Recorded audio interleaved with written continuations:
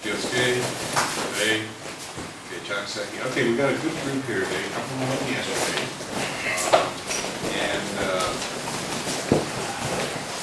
So I think if someone wants to make it a point today to get everyone's name, email address, so that if you guys want to exchange stuff for information afterwards, you do.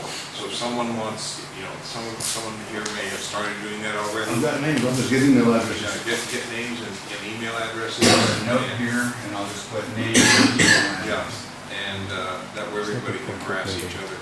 And if you want to ask someone else a question, you don't have to. Here comes Joe Bailey.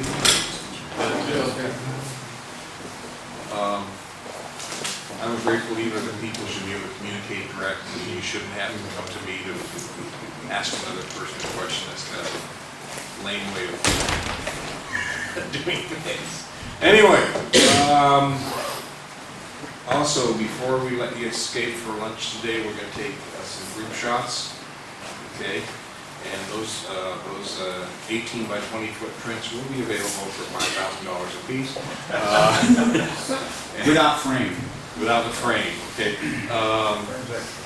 Anyway, so that is that. What we're going to do today is just start at one end and work way down the other. I'd like you to introduce yourself, your rank, where you're from, okay, because we've got some people from the far corners of the country here.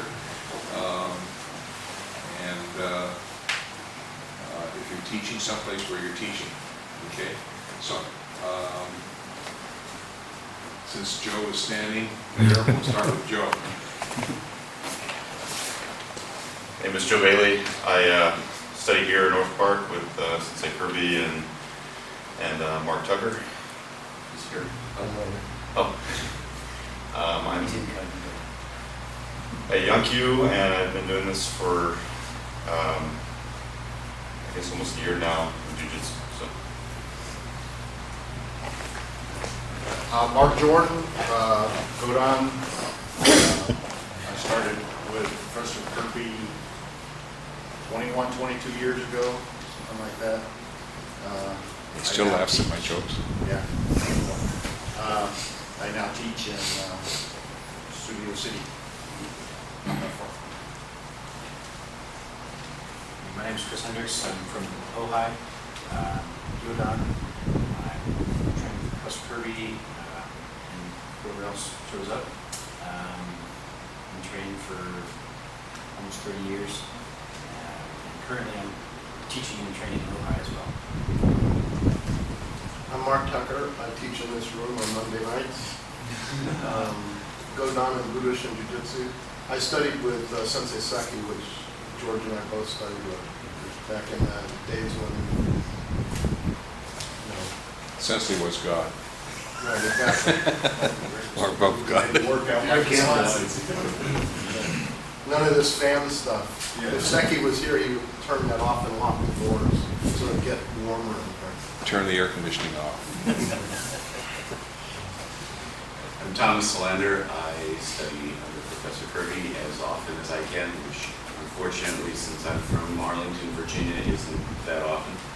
I go down and I run the Arlington Jiu-Jitsu Budoshin School at the Arlington YMCA in Virginia. Byron Davis, Shodan. I train here with both these gentlemen at the Groundwork.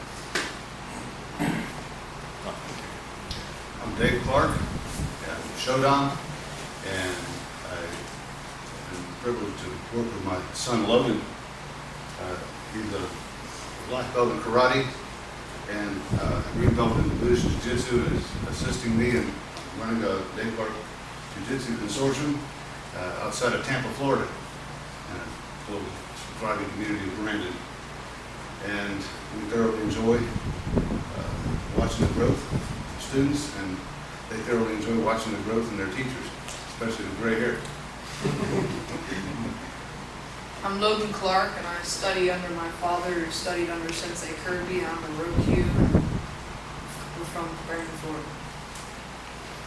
Corey Wendt from Vancouver, Washington, Nidon, and my father and I teach at Vancouver Institute of Self-Defense. I'm Christel, English, now living in California, serving Mr. Jordan, and local government. Jared Wynn, Nidon, live kind of in the valley-ish, about halfway between here and Pasadena, mostly hanging out with Mark Jordan. Senpai in the Vancouver Institute of Self-Defense as well, a few times a year. Teach privates mostly, trying to set up a program at another school to start letting me do private sessions at an Aikido school in the valley. Hopefully going to start a program there step by step. I'm Jeff Wynn, Yogan, and with Corey we teach at the Vancouver Institute of Self-Defense in the Little Vancouver, Washington, since there's 3 Vancouvers. I'm Antonio Ramon. I'm from Monterrey, Mexico. And I train with Marc Tucker. And I'm a blue belt.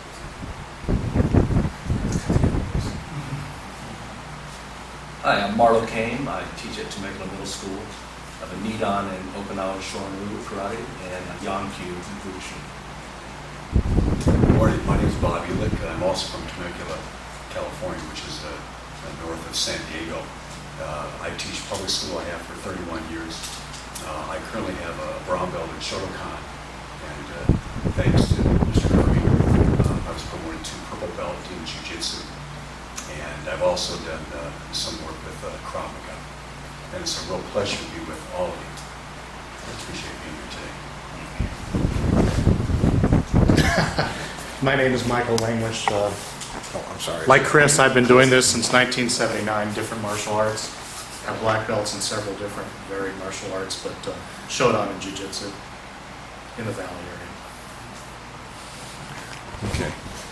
And I'm George Kirby, 10th Dan. I'm in charge of this.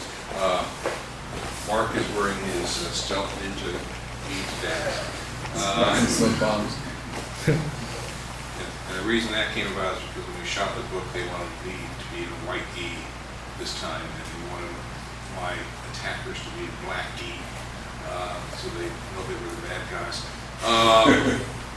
Even though the pictures were mainly because the pictures were shot in black and white, and they wanted, if you got everyone wearing white gi, it's just something you should know if you ever do shots, is this allows contrast so the arms and legs get intertwined, you know whose part belongs to who, and so that was today. What we have planned for you is going to slight schedule shift because yesterday I brought the wrong toys, and so yesterday we did the legal stealth weapons, and some of you missed the toilet paper toss, the broom annoyance experience, the catching of the spoons, all 8 of them at once, pardon? All sorts of good stuff. Yeah. That was hard. It wasn't hard, it's just kind of more awareness and probably a couple of important things we're not going to cover that day is one, if you have someone in your house, unless you've got like a can of soup or something heavy that you're going to throw at them, if it's something light like a towel or a box, or if you toss it at them, rather than ducking out of the way, they'll try and catch it. And if they try and catch it, you occupy both their hands. Okay? Whereas if you throw it at them, they want to duck, get out of the way, and come at you. So anyway, so that's a worthwhile bit of trivia that I hope you never have to use. I think there are a couple other generalizations that came out of that. But in any case, okay, so today we are doing, first thing we're going to do is, where do you go? Applying empty hand techniques to weapons. Okay, because I got my toys for that yesterday, so that's why we did the switch. And then Mark is going to be teaching, Marc Tucker, Nage footwork, Jiu-Jitsu versus Judo. Okay. And then the afternoon will be Marc Jordan, who will be teaching submission groundwork. And this is not Brazilian, this is not grappling, this is Budoshin Jujitsu. Okay. and you're going to notice some differences. Because we have a different approach to things. Anyway, tonight there's nothing planned, so, last night we had some exquisite pizza. Okay. And tomorrow, for those of you who either have paid for the entire package or are going to do an add-on for lunch tomorrow, I think we're going to be having lunch at the Kabuki restaurant, which is closer to where Byron and I live. So it will be Japanese. I don't know if they have a table area big enough for us all. I'll have to find out, or they'll just have to remodel the restaurant. We can remodel. We can If remodel. we got a camp, I could just swing by on the way home and ask. Yeah, well, can you swing by home and ask him? Let us know when they need a commitment by, so we can decide on Sunday. Okay. So in any case, on Sunday, Sensei Tony Damigo will hopefully be down, and he'll be doing cane techniques. And then that will be, we're going to have a really short testing because Chris Hendricks is going for 5th Dan, and Mark is going for 6th Dan. And for 5th Dan, see, the new criteria don't come in until October 1st. So these guys are kind of getting in under the gun. Although Chris has been studying for both the new requirements for 5th Dan and the old requirements. And the old one for both these guys basically is they just, since 5th and higher is an honorary rank anyway based upon what you're giving back as much as what you're learning and your skill level, the basic requirement has been that you just kind of do a demonstration of some aspect of the art. And so rather than having them get out there and do something for 10 or 15 minutes and look really cool, both of them actually came up with the idea that, well, gee, maybe if we teach a session in here, okay, and so yesterday Chris taught the distance and timing for getting into your attacker, okay, that worked, and Mark will be doing the groundwork, as his quote-unquote demo, so that essentially takes care of the testing. So that means that tomorrow we'll probably do some real short testing, and it will probably evolve around getting 2 or 3 black belts. So I'll probably pick a couple of you guys just for the fun of it to be on the board. And you're going to read their responses to their written questions, and you'll be able to ask them a question based upon that. And if you're satisfied with their response, the only request is keep your questions short, and you're trying to get answers from the person that's being tested. You're not trying to express your own views or viewpoints. Like the House of Representatives? Pardon? Like the House of Representatives? Yeah, it's gotta be. This is not the Senate. Okay. So anyway, and then after that we will have Sensei Steve Castorena doing with multiple attackers. Okay, so that's the plan. So a couple other things before we forget. We have flyers from Camp Budoshin. That is on Saturday, October 24th. And it's going to be a really good camp today. We have some different instructors. We have a couple of older ones that I've kind of like said, not this year, and for a variety of reasons. Also because I believe we need new blood, because you got to give young people, lower rank black belts a chance to get the exposure. And it's amazing, some of the lower ranks really become really good draws for participants, like what's his name? Daryl Sargent. This guy behind the camera. Michael Language, okay. He's a Shodan. You're Shodan in Jiu-Jitsu, right? Yeah. Okay. But he teaches Changara. I mean, thousands of people flock to him. It's packed. His mat gets packed. Daryl Sargent, who teaches an African type of self-defense now. I mean, he just has a tremendously outgoing personality, and people love to get on his mat and work out with him, okay? And he hasn't been with us for the past 2-3 years.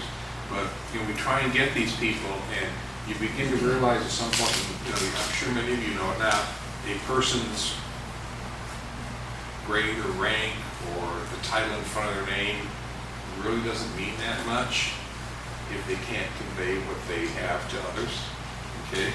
So, I don't really look at rank as the sole guideline, although there are some higher ranks that really get upset with me because I'm a 10th dan, or I'm a 12th dan, or 15th dan, and they think they should be given first preference, and I say, no, the world doesn't work that way. Okay, so that's that. Everyone signed a release, right, yesterday or today. Otherwise, you don't get a certificate of participation. And for any of you that are in the Parks program or would like to come here every week and hear exciting stories told by Mark and me, you can sign up for the program. Anyway, so, and you can even, Logan, you can even fly in from Florida every week. JetBlue passes.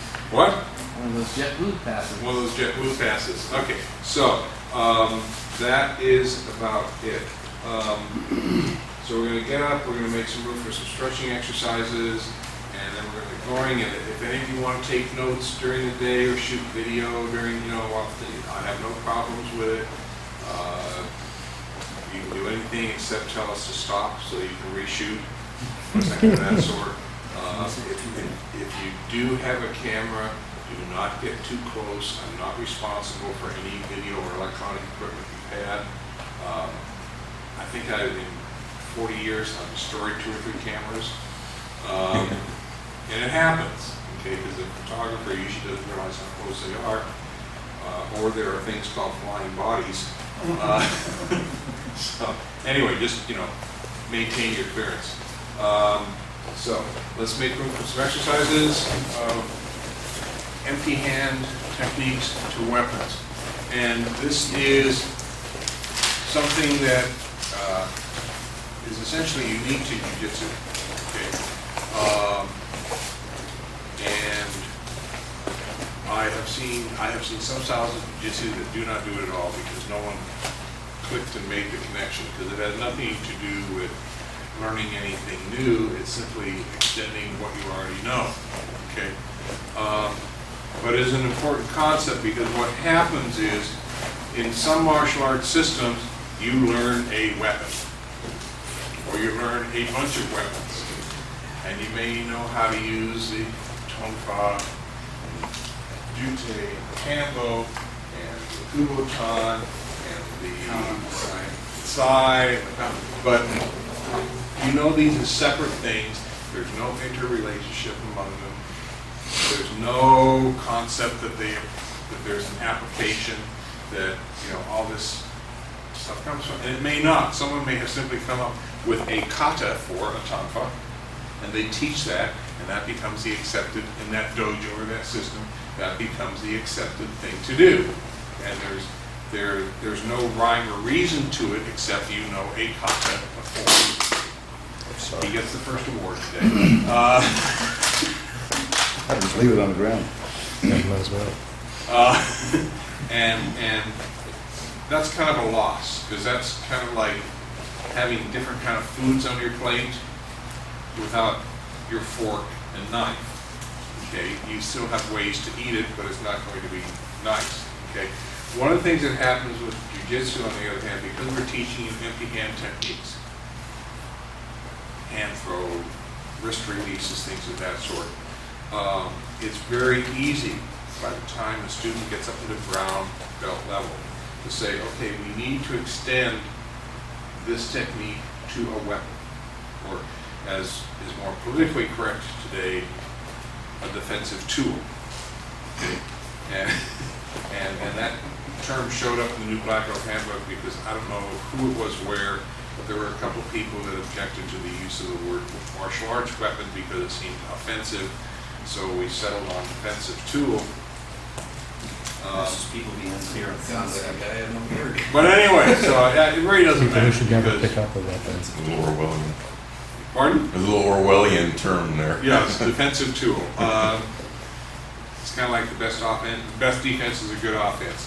But in any case, so what Jiu-Jitsu does is it takes and applies your empty hand techniques to almost anything you pick up. So you can pick up almost anything, whether it be a martial arts weapon, a defensive tool, stuff lying around the house, such as a cooking spoon or a dustpan, okay?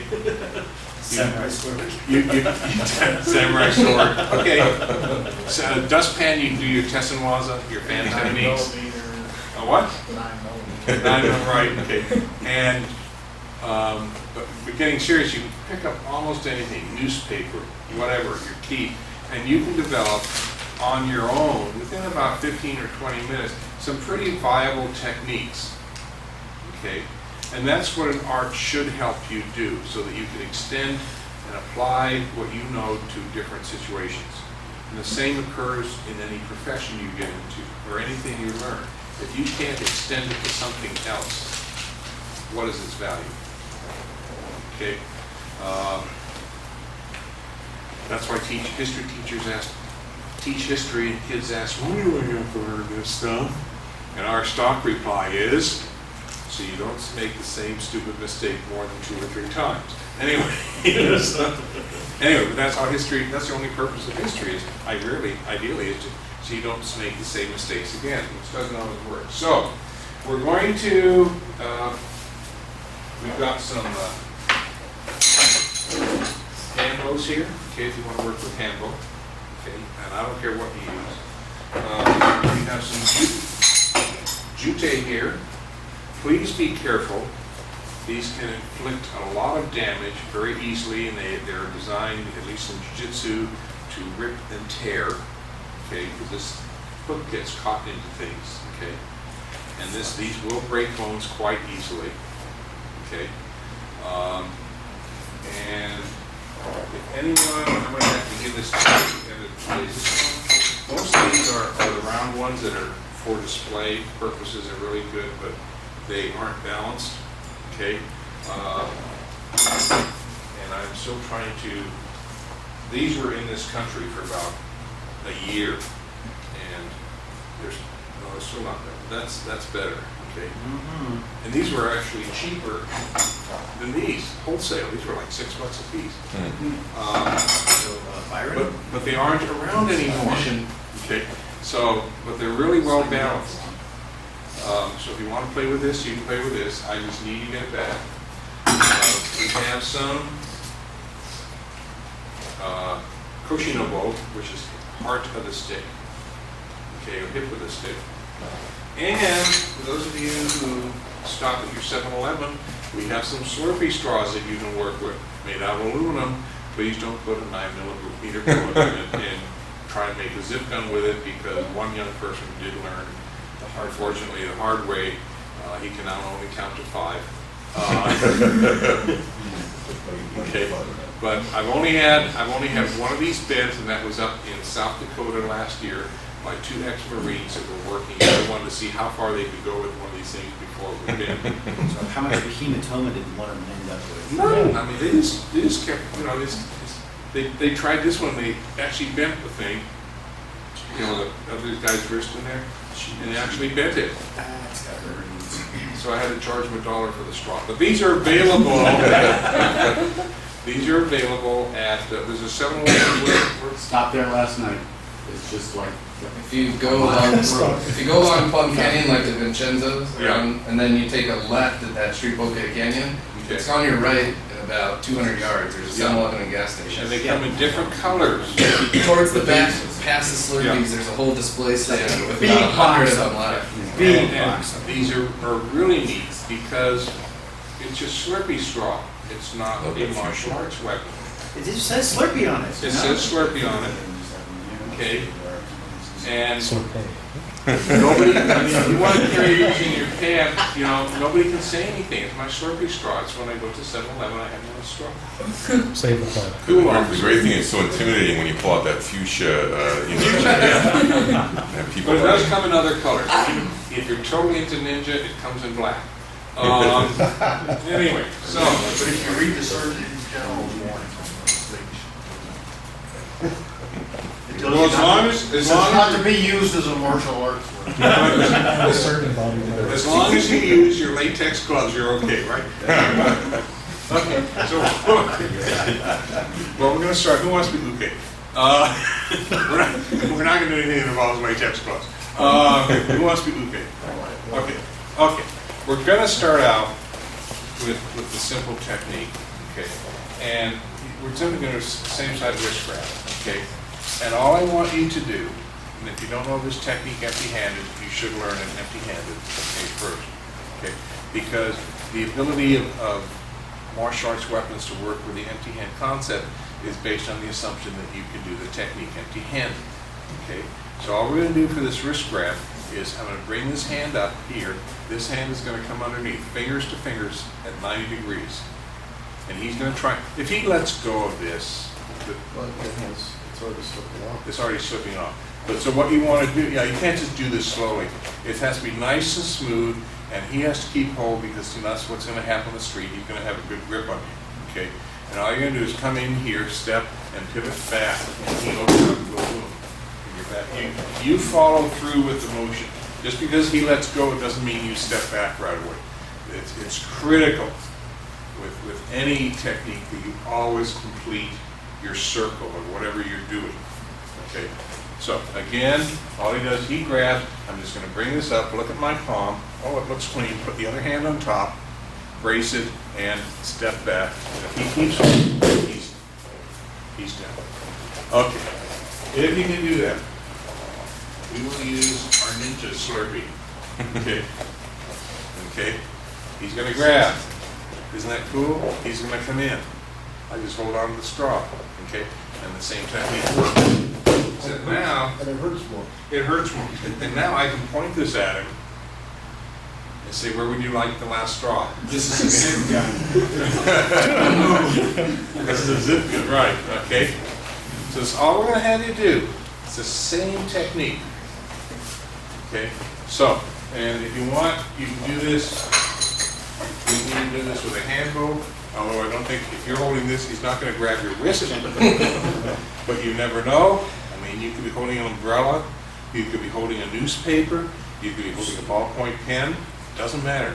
But all you need to do is come across, put this behind him, and then you do your technique. You know. Okay? Now he will let go to protect his wrist.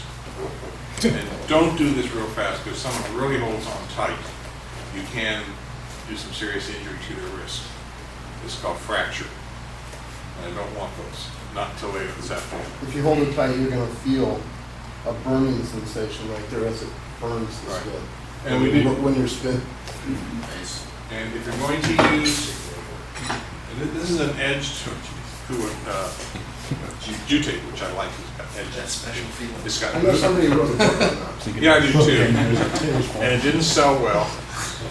And I actually told them when we did the contract for it, I said, this book is not going to sell well.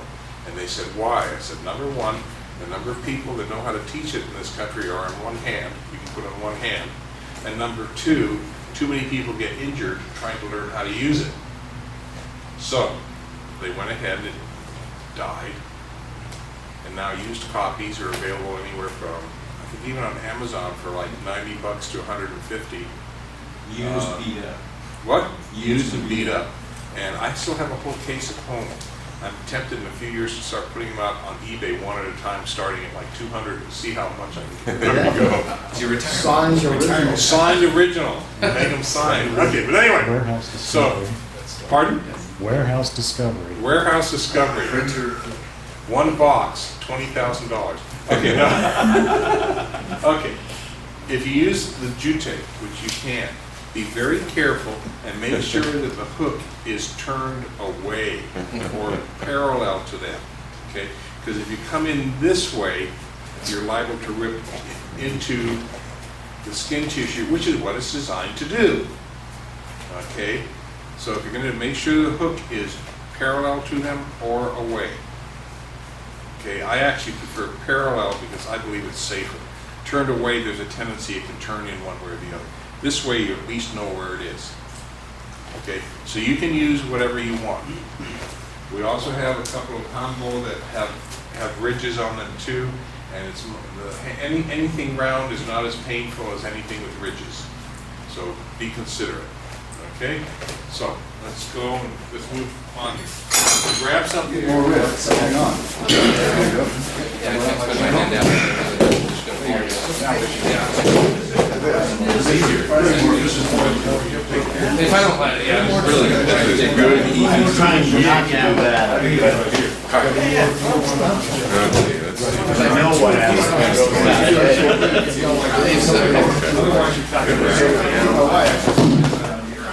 This is what you were doing, it doesn't feel that good.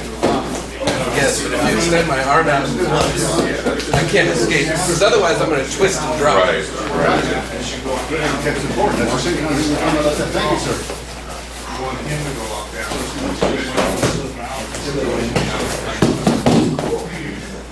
Yeah, as long as you keep my arm extended, I can't.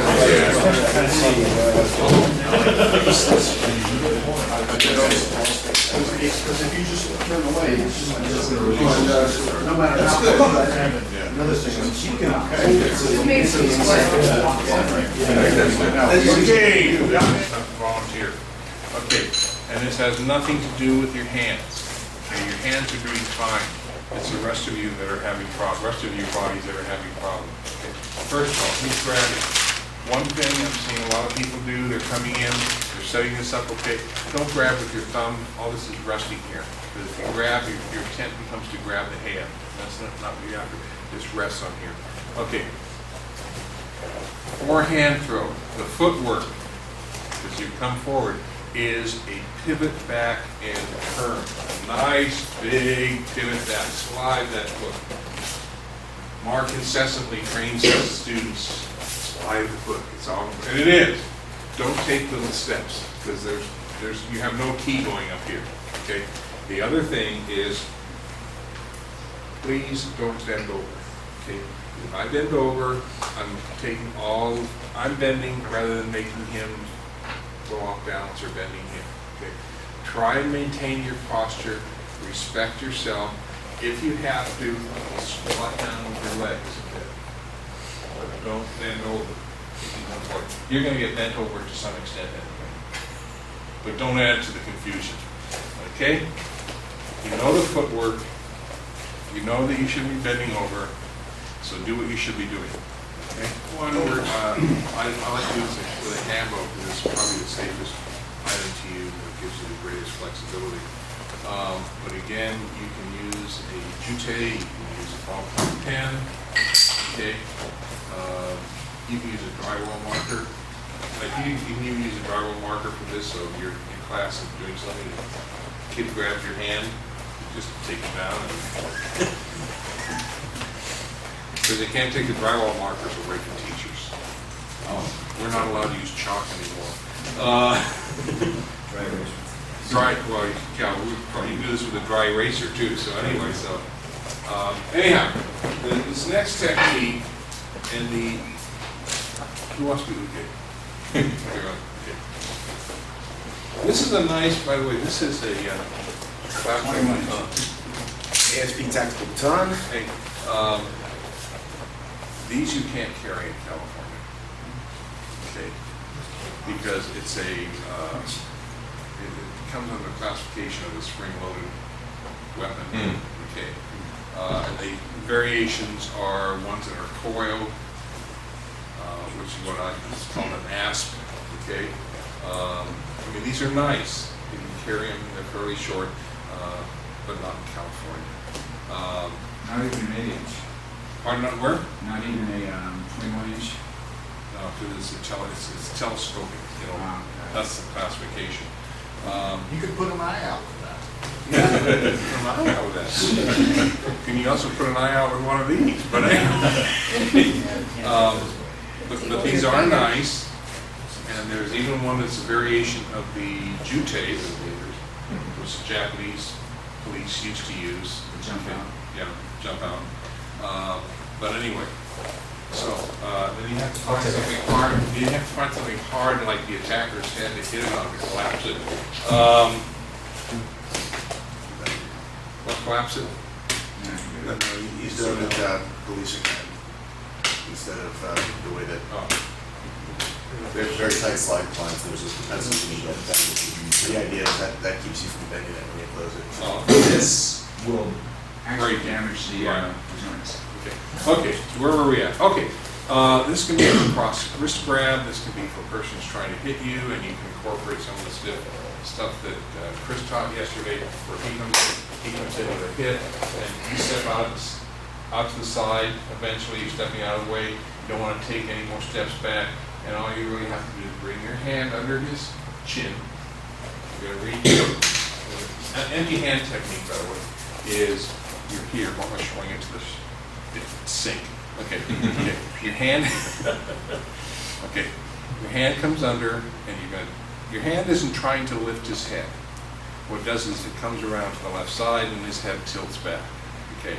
And you're holding here, and it's the same footwork as before. Okay. The hand is going to go back. That's the direction of my ki. I'm going to turn, and I'm going to look at Sensei Thomas. Okay, because that's, you kind of need to decide where you're going to look to. Okay, so I'm not going to look at his face because he knows he's good looking. Okay, I'm going to pivot back, and he's going to go down. I still have his wrist for whatever else I want to do. Okay, that's the empty hand technique. If you don't know it, you should try it. Because you'll be amazed. You can just put your hand here into someone's chin, and then bring your hand up against the side of their head, and amazingly their head moves. Okay, and he'll go now. Yeah, it's just, and it's not pushing against him. He's just straightening out your arm. He just happens to be in the way. Okay, with a hand bow, there are 2 words of cautions here. Once you start using something rigid, such as a whiteboard marker, okay. He's going to come in. Okay. Come around. This is going to come around. Please make sure you come around slowly because there's a tendency to run into people's mouths. Okay, and then you find teeth stuck in here. Okay, that's not cool. Okay, so all we're going to have you do is you're going to be here, and all this is going to do is we're going to lever it against his shoulder and his chin. Okay, and all I'm going to do, I'm going to hold on here, and I'm going to step back and take him down. It's very important as he's going down is to slide this out. Why? Because if you leave it in there, you can end up breaking his jaw, or he will end up breaking his jaw because of this leverage situation here. Okay, so let's make sure once he's going, is slide it out. This is for him to protect. Okay, on the street, it's a different matter.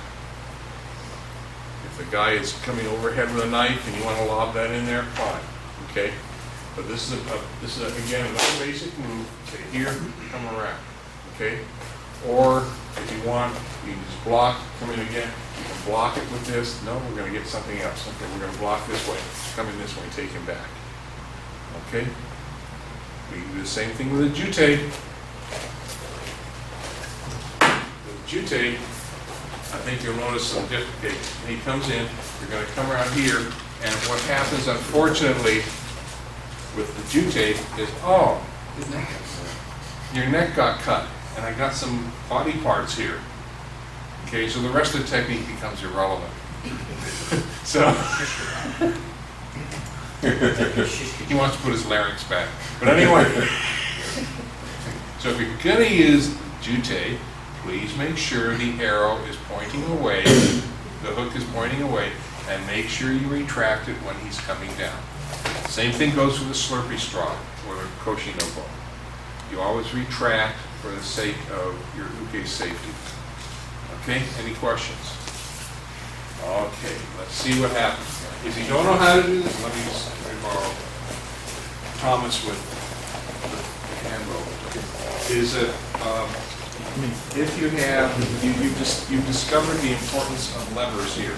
Okay, because what happens is if you come under, if I use my hand, I'm using a lever. Okay, where my arm is resting on his shoulder, that's the fulcrum.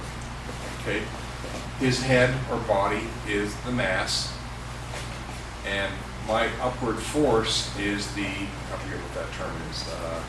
Force is the force. Yeah. Okay. And so regardless of what I'm using, I have to have a lever here. Okay. So if this is here, it's resting on his shoulder. Okay, this is the fulcrum down here. This could be 30 feet long. It doesn't matter. Okay? If you're using a Slurpee straw for a marker, you have to use your hand as the base resting on his shoulder, because this is not a lifting experience. The other thing with this is you have to realize, regardless of what you do it with, is that this hand, all you're doing, this is where all the work is going on with this lever, okay, this turning it. Okay, all you're doing by pivoting is guiding where he's going to fall. He's going to fall. If I do this, he's going to fall. He can't get out of it. By holding on and by pivoting back, I'm simply making sure he falls towards me, where I want him to be. Okay, so that I can get him with my knee. And he get a submission for free. But no, but anyway, so if, you know, you have to realize some of this stuff. Many times your body movement, sometimes it's to actually execute the fall as necessary.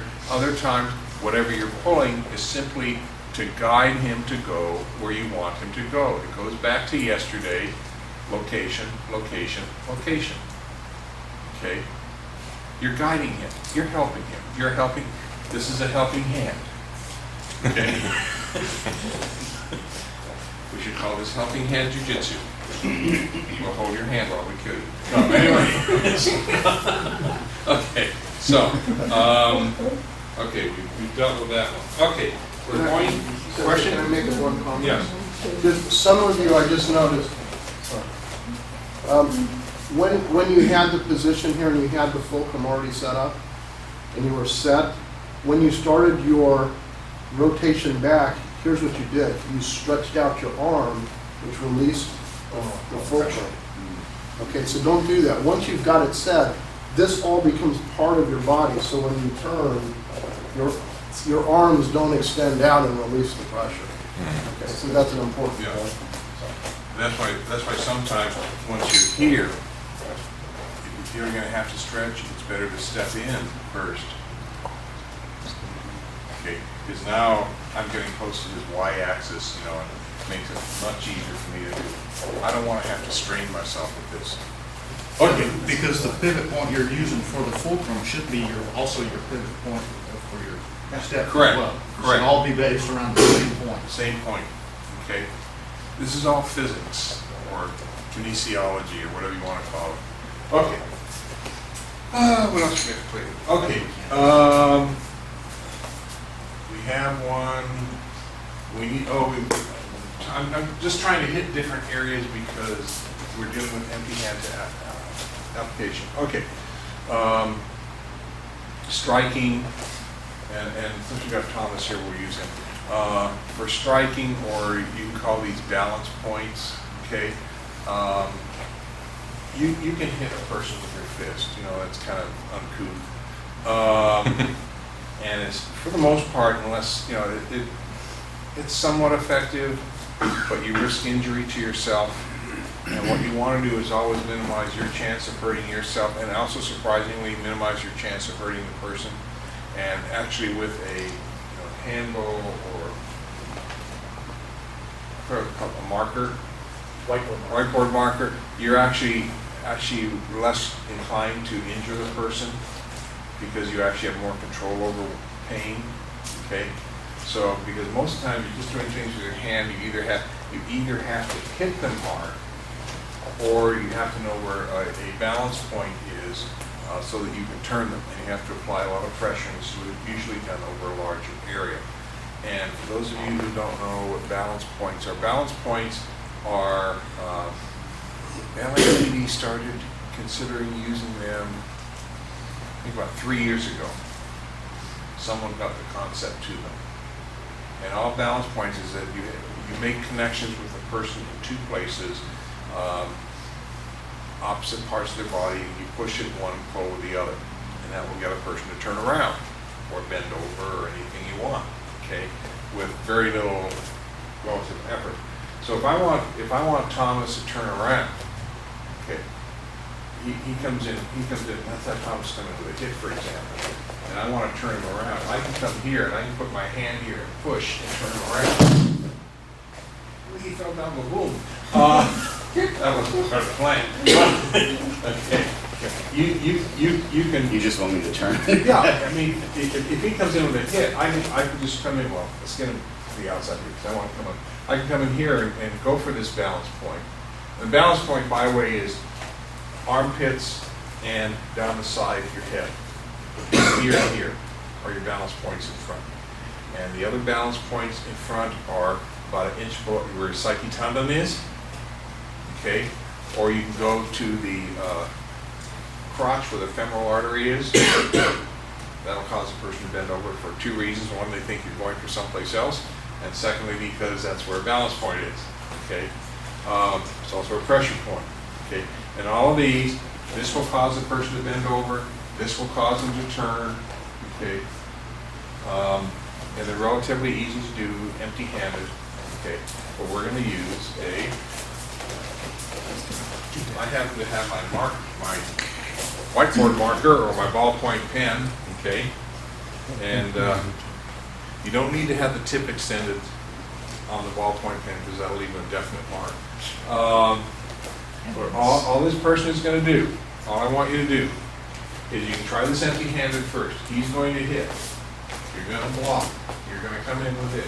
You're going to use the edge. Don't use the flat part because that's useless. Put the edge here, okay? I'm going to block, I'm going to push, and I'm going to turn his hand at the same time. Okay, now I have something nice going. Okay, I can restrain him, grab his arm, and now I've got a pretty good come along. Nothing proper here. He can actually get out of this. I mean, it would not be the most painless experience for him, but he could actually get out of this. Okay, there are 2 or 3 ways I can think of, but we're not going to go there today. Okay, so if he wants to come with a hit and you want to go for the same side, okay, which is right here, okay, that's your choice. But what's going to happen is he's actually going to come in here, hit. You're going to go here, and you're going to bring this around. He's still behind you, but he's kind of out to that side. Okay. So you need to make. I would go for the other side. You can come in here and bend him over, okay? And then this can slide up and still get it. So I want you to try this. If you want to work from behind, your balance points from behind are usually here, base of ribs, or God gave us cheeks back there. Okay. So all of us always have 2 pairs of cheeks, okay? And sometimes when you're talking to students, you have to clarify which ones you want them to sit on. Anyway, but all you have to do, and God gave us a cupped hand, okay? So all you have to do is put your cupped hand on the cheek, okay? Little hand the cheek here, and all you're going to do is push in, okay? And that will get them to go backwards. You can do the same thing. If you know where those 2 little notches are, where the sciatic nerve is, although you're not active the sciatic nerve, okay, if you want to come behind and just push in, that'll bring the person around and down, okay? And this doesn't hurt a person, okay? It just gets them to move. So, we want you to try this, okay? Either from the front, okay? Don't go for this thing here. You all know that as a basic technique. You get them to go backwards or to go through them and kill them. Okay, you all know that one. I don't want you to do that here. Okay. Resting this on the jugular notch and pressing down is going to be extremely painful. And yes, you can use it here, but I know you all know it, so I want you to try it yourself. Okay, so get your partners. Let's try this. We've got about 10 or 15 minutes left. Do that rather than just hit. Make it definitely pressure. It's because part of my philosophy, personal philosophy, is to do the least you have to do. Okay, and so the question then comes up. That's the over 60 crowd. What? The over 60 crowd. Because you don't want to put yourself in a situation where you end up being on the defensive end in a courtroom. Okay, so that's part of the philosophy too. You do the least you have to do to protect yourself from further injury and to escape the situation. Okay, those are your two criteria. However, okay, and so you're trying to be nice. So someone asked me, when do you stop being nice? Okay, and there are two criteria for not being nice. Number one, if you're in fear for your life. Okay, if you're in fear for your life, you do not have to be nice. If they're just trying to beat up on you, you may not necessarily be in fear for your life. If they have a weapon, or I get someone Joe's or Frank's size, okay, and they're 300 pounds of Cousin Bubba, okay, I am concerned for my safety, okay, and I will cease being nice. If you have two or more attackers, you don't have to be nice, okay. And I've always told students that you have a choice. If you have two attackers, you either use one as a shield, get control of them, use them as a shield, or you cause so much damage to the first one that the second one's going to think, do I really want to join him? Okay. And that's really what it comes down to. It's not a matter of being nice, it's a matter of who is going to walk away. Okay. And if you have two or more attackers, I really don't know of any judge who's going to find you guilty of using excessive force. Okay, it's going to be hard. As I said, you get 7 attackers, or you had 5 attackers with an ass. Yeah, and you had the ass with probably what helped save you. No, absolutely. And the reality is, once you get beyond 2 attackers, it does not matter how much martial arts you know. The odds of your survival are really pretty remote. Okay, and if one of them were to charge him with assault with a deadly weapon or what have you, no judge, and there were 5 of you and only 1 of him, get out of here. It's better at least to realize that. Pardon? Too bad at least to not realize that. Right. It's in Virginia. Yeah. Virginia guys. They got upset with him? Yes, they confiscated his baton. I was one that aimed the gun at me, even though I was walking backwards with it behind me saying, get away, get away, get away. Yeah. But they saw the weapon. And that's what they have to respond to. But anyway, okay. It's not their job to make decisions. Yeah, they don't, police officers No, do I not think make it's decisions. conflict. They usually react to situations. And many times we place a lot of responsibilities on their shoulders that they really are not capable or trained to handle. Okay. We want to deal with one more situation, and we're going to go, let me use as an attacker, I'll use Mark because he's dangerous. Okay, we're going to have a rear bear hug. Oh, by the way, for those of you when you were white belts and you learned this technique for rear bear hug, okay, this also is a great technique to use if someone is trying to lift you off the ground. Okay, go ahead. If they try and lift you, go ahead, lift off the ground. Once you get your foot wrapped around their ankle, they can't lift you off the ground. And so it's just something to be aware of when you're trying to lift you up and take you back down. Just wrap your foot around their ankle. You don't, if you can't get it, you don't even have to wrap it around the ankle. You just put it back there and plant it between his legs. Yeah. If they get you off the ground, then you have to try and wrap both of your legs around their legs. The worst they can do is to go forward. They're not going to get you. If they try and lift you off the ground and go backwards, you're going to land on top of them. So that's not part of the training today, but I wouldn't want to do that on these mats anyway, because that's going to be a hard landing for a couple people. Okay. Bear hug, which is a stupid attack. Anyway, okay, you've got 2 empty hands. Okay, now what can you do here? You can shift hips, come in, go for one of the pressure point, femoral artery, push in, get some okay. There are other things you can go for, okay? You can carry the golf club, but be looking for what you were looking for yesterday to find them. Okay, and just grab and pull. Don't pull down, pull up. Okay, you want to grab these little suckers and pull them forward. These yours? Okay, that's one thing you can do. Okay, now, pardon? Did you lose your purse? You lose your purse. Okay, now, if you happen to have your super slippery straw with you, okay, now take a moment. Okay, Must not have seen it. okay. At this point, you can either thrust in with the butt. Whenever you're holding anything, you have a butt and a tip. Okay? This is an easy way to remember things. Don't go bottom and top, because that confuses people. Say butt and tip. Okay? And it could be bigger. Little at the bottom of the top.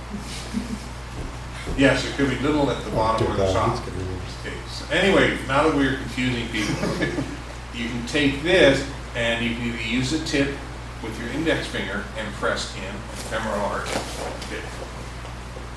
And then I'm going to simply, well, I could strike in too, but here, see, I want to use a little class, so I want to come in here, shoulder lock or takedown. And I'm set for shoulder lock or takedown. Okay, now, notice my thumbs are underneath him. This is important, okay? Because I'm going to take him down. I'm going to go down, but I still have control of this poor little sucker. I don't want him on his back. That is not good. Okay, this is a broken record from me for most of you guys now.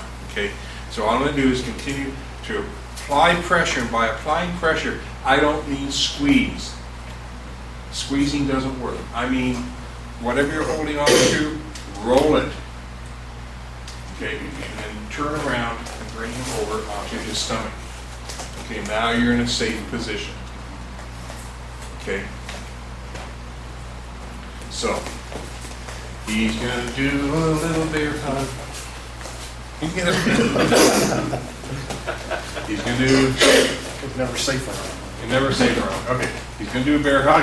You're going to give him a little love tap, get a little room. Okay. This hand is going to come up, hook in. This comes under his elbow. You're just going to slide this on.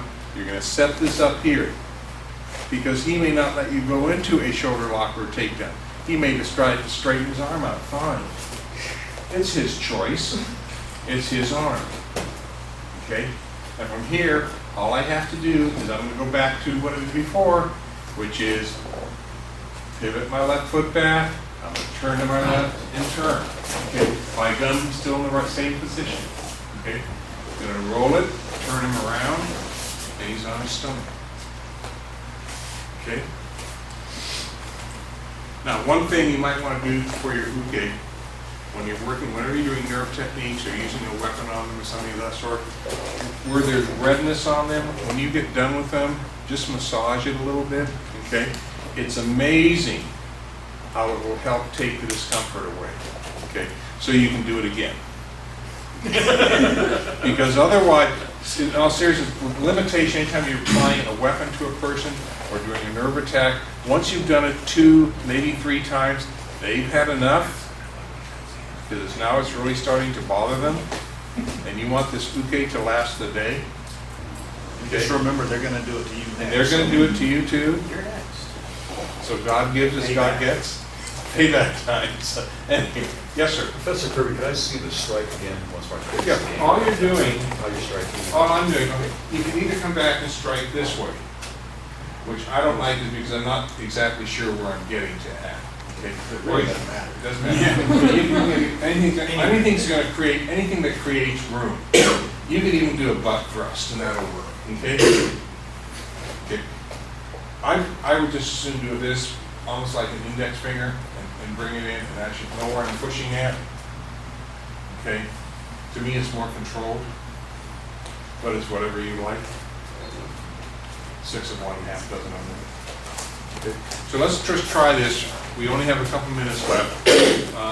Okay, this is something, the only reason I introduce this is so that you have something you can take back to your dojo.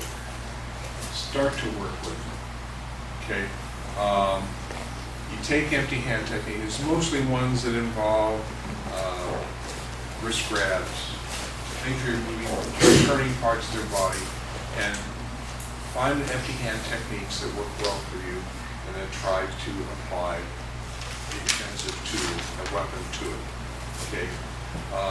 Eventually, you are going to develop an entire series of techniques where you can pick up almost anything and use it because you understand the concept of why the technique is working, and that's what is important, and that's what makes empty hand techniques different. Okay, you understand, you're not just going through a kata, and, it looks cool, and you got all these frills and banners flying around, and you've got your silk outfit, painted chartreuse with orange stripes, or God knows what else, or an American flag and stuff like that. But someone asks you, well, what does this particular move do? And you say, I don't know, it's part of the kata. You will understand what works, why it works, how it's working, and its purpose. Okay, and that's what gives you the advantage of empty hand techniques, because it allows you to pick up anything. Okay, you can even pick up one of these mats and use it as a defensive tool. Okay, although it's a bit awkward. Okay. Pardon? Just smother them.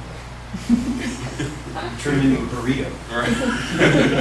We should do that. We'll come in here one day and we'll do Mat defenses? No. Burrito defenses? No, we'll call it The Cleopatra defense. We'll call it tortilla kata. Tortilla kata. Anyway, one of the things I want to do next year, okay, and I'm just telling you this because I haven't figured out the fine points on it. One thing I learned from Hal Brosh years ago, he taught proper ways to tear with your hands and proper ways to bite. Because when you're doing self-defense and your life is at risk, these are skills that are very important. And most people don't know how to bite properly. And it's really hard to do this in a class situation because you tend to run out of partners real fast. Plus, you have to deal with STDs and all sorts of, math gets messy. Dental work. Pardon? Dental work. Dental work, it's just a real pain. So what I'm thinking of doing, okay, and this is my great idea, we'll have I'm almost decided to call it chicken kata, or chicken waza. And that is, I can give a presentation on, how to bite properly and tear properly, etc. Because, ripping cheeks and sticking fingers in ears and up noses and stuff. It's all cool stuff. Lunch is going to be included. And what each of you will get for lunch is one whole Steak. Cooked chicken. I prefer it to be raw, but there are too many other little diseases you can pick up. Okay? And you're going to be able to use one hand in your mouth to tear this sucker apart, and you'll be given 5 minutes. And I figured that's really the only safe way to teach how to bite properly is to just, give you guys something you can sink your teeth into. Takes the feathers off, removes, that's it, man. You want giving him ideas. So anyway, I thought this would be a really cool way to get the concept across because it's safe. I mean, unless you don't like chicken. Pardon? And tasty. And tasty. It's going to be messy, but that's the way it's going to be on the street anyway. Okay? And then you can determine whether you want your attacker to be southern fried or barbecue. Or whether you want white meat or dark meat. Right. And we will stop at that point. But anyway, this is one of my plans for next year. And I don't know how well it's going to fly. No, I didn't mean that. 13 seconds. Okay. But that was not planned. But in any case, it's because, sometimes you just have to do things differently. And if I just said a seminar on proper biting and tearing techniques, no one would show up. But if you say free lunch included, then you're going to get people to be there. So that's one of my plans for next year. The guys from Nigeria will be here for that. Then you're what? The guys from Nigeria will be here for that. Yeah, make time for vegans, so that would be. Yeah, we'll do. We'll throw in a few goats and One golden bird. Tofu chicken. Tofu chicken? No, we can't have tofu chicken. Why don't you just get rubber chickens and you can reuse them? Because you need to dishwasher first. Because Just it's gotta hard- wash them, that's all. Yeah, but it's kind of hard to tear them and rip the, there's no gut level satisfaction. If you could rip a rubber chicken, that means you're doing it right. Human being. Yeah, but That's no good level satisfaction. Okay, you guys work this out Yeah, over the next we're 6 gonna- months. Well, we're cutting into my time. Cutting into your time, okay. At this point, we're going to give you a break for really only 5 minutes this time. And then quarter to, and if we do have liquid refreshment again, please don't bring them up the bottles. The bottles across the mat, they need water drops and we have to dry it up. So please stay off the mats with the bottles. And I'm just as guilty as all of you, okay? Dry the bottles off. That's what your key is for. Okay, and we'll be back on the mat in 5 minutes. Okay, continuing on Sensei Mark. Okay, very good. Good skate. Right. Okay, so what we're gonna do is I'm gonna teach the difference between judo throws from a sport point of view and judo from a jiu-jitsu point of view. Okay, so the first one is, because we had kind of an easy morning, so this one's more of a sweaty session because we're gonna actually do some throws and I'm gonna borrow, what was your name again? Antonio. So I'll borrow Antonio, because he looks light. And I hurt my right knee, so I need to keep the weight down. Usually use Byron, but he weighs a little bit more. Okay. So, from a judo point of view, first of all, how many in this room have a judo base to their training versus karate base? Okay. How many are more karate-based oriented? Okay, good. So I'm going to teach. I know Mike knows the judo stuff too. I'm going to teach this from a basic to advanced, so that you just grasp the basics. So the first thing you want to do in judo is the sport is you're wanting to off-balance your opponent, and he's trying to do the same thing to you. So if you've ever watched the Olympic judo, that's what they're doing is they're fighting. Sorry, I got to get out of your way here. Camera.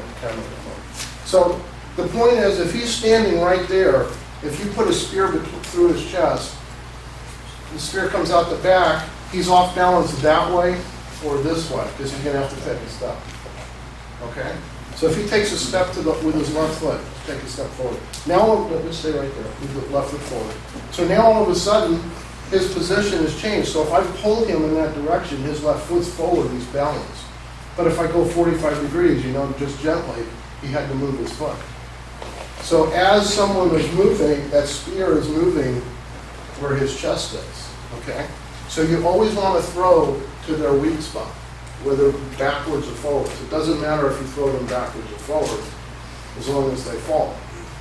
Okay, so in judo, you can't hit, there's a whole bunch of things you can't do.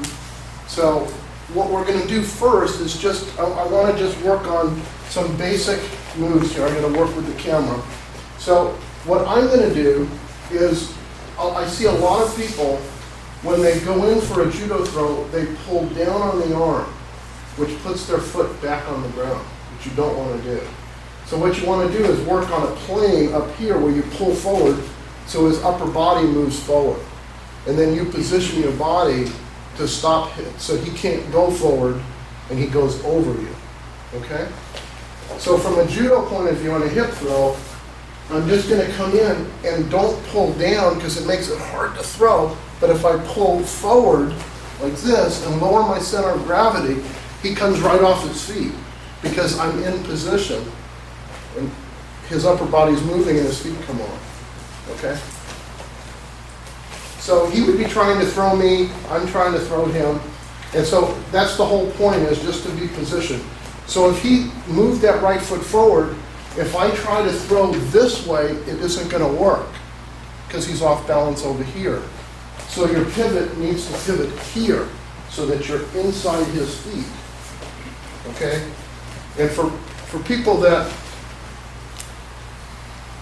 don't understand that one concept, makes it infinitely more difficult to throw somebody. Okay? So what I'd like you to do is grab a partner, and all we're going to work on is this for like 2 minutes each. Okay? Is Each person is just gonna grab, okay? So one person is gonna not throw, we're just gonna set up the throw. Is you're gonna pull, take your right hand and drop underneath and pivot into position so that your feet are at 45 degrees inside and use your legs to pick up. Try to work with someone the same size as you.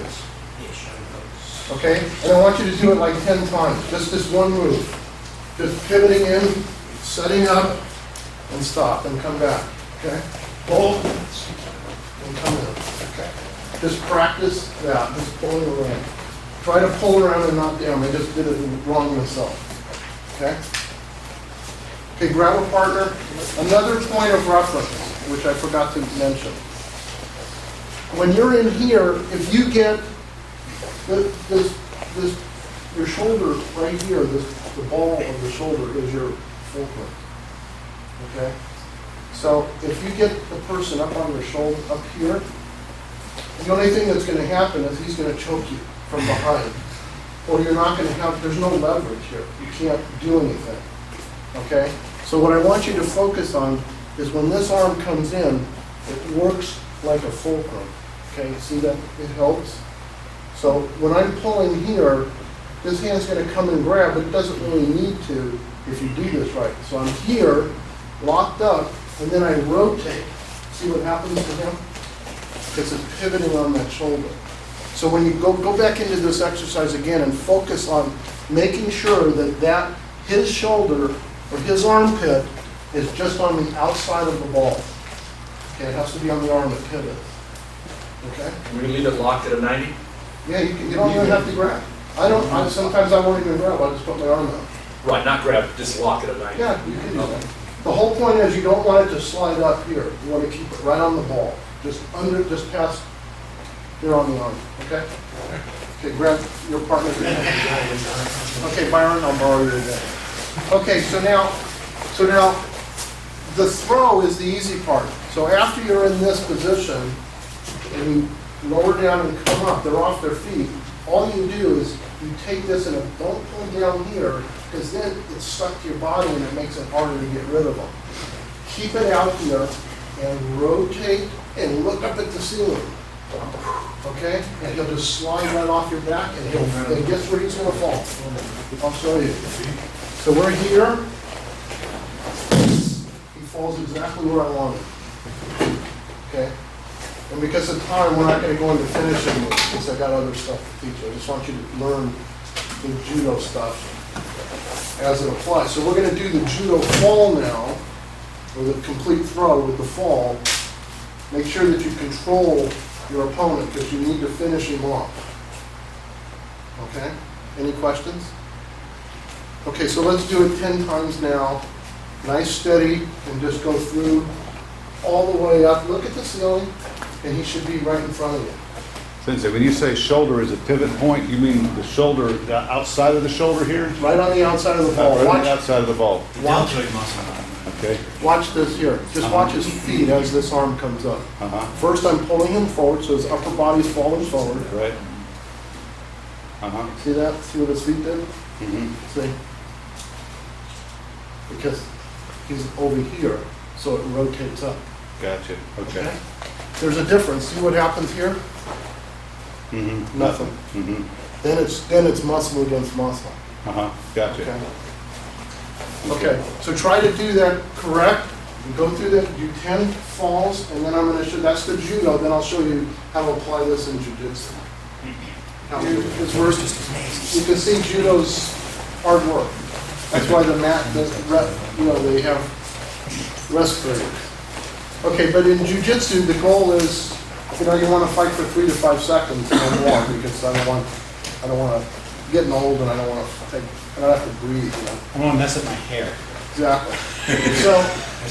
So now what I want you to do is the difference is from judo where I have to pull him in and then rotate. Okay, now here's one of the errors that I saw some of you doing is you are standing here like this and you step to him.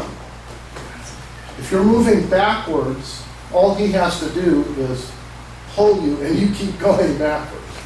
He has to come to you. So in judo, you pull him to you and turn around, okay?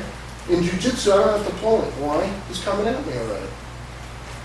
So if Byron throws a right cross with his leg back, this is not the technique you use.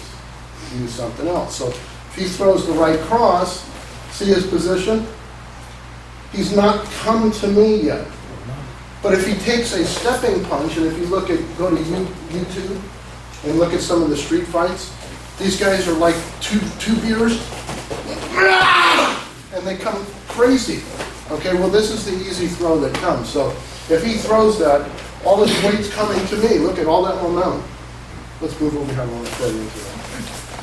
Okay, so his momentum is coming. And then I just dropped my knee on his head. Okay.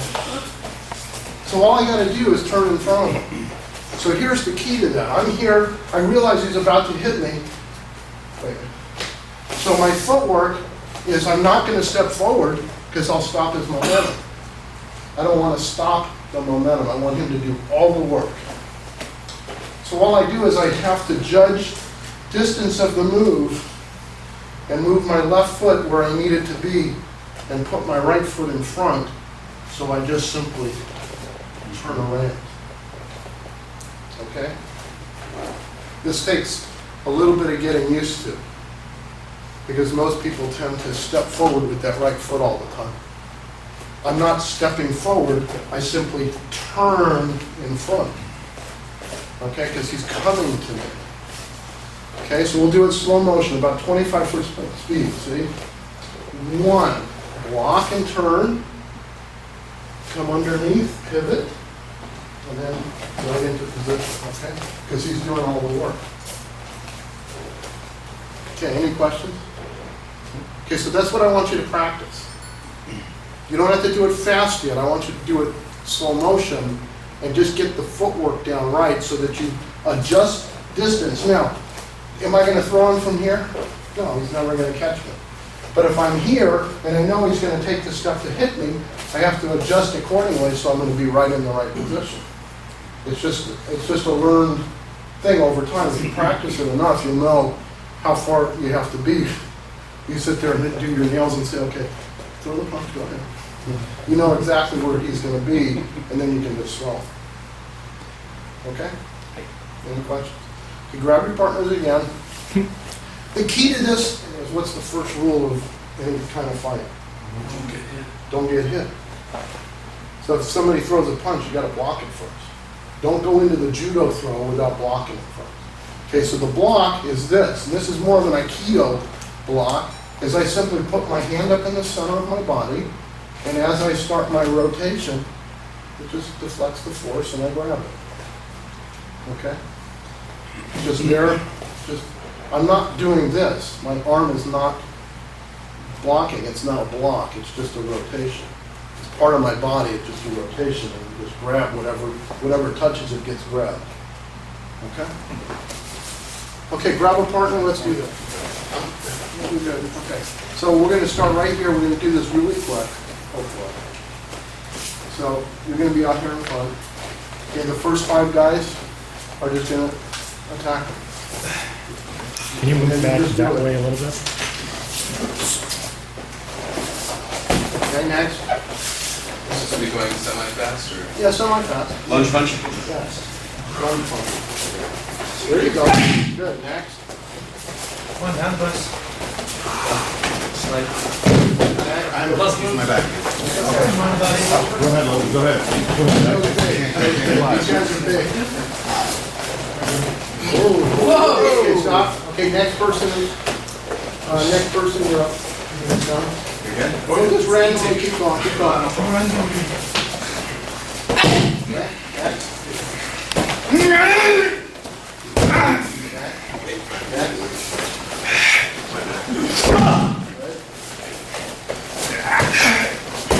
Okay, next person up. Move. One of the cabinets. We move into the center, yeah, let's go to the center of the mat. Nice, good, good. Forgive me, I'm not used to it.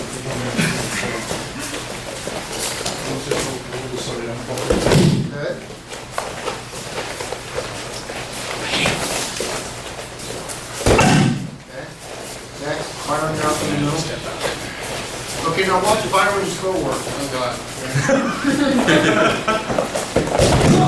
It's okay. He's a big man. It's like a balloon.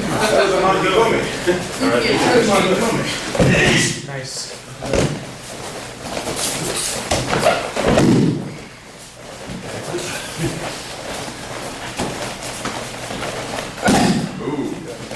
Stop. Easy with little people. You're in the middle. Antonio, mátame pues. Move to the center of the mat. Move to the center of the mat. Okay. Get your hip over a little bit. Good. There you go. Good, good. 2,000 times just like that. There you go. Now you got it. One more time. Okay, next up, Joe, you're up. This will be a fun one for you guys. Magic mountain. Magic mountain. Okay, well, you gotta start your Go easy, go easy. Joe, you gotta get under him. Good job. Gotta get down, baby.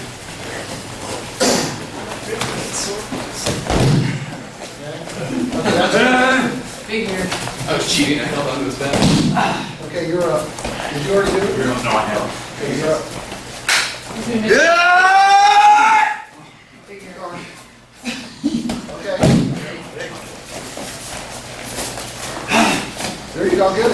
Just get your hip over. Move to your left.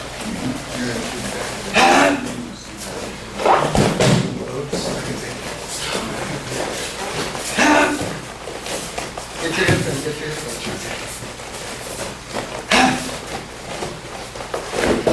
We'll work on that. Yeah. Okay, next.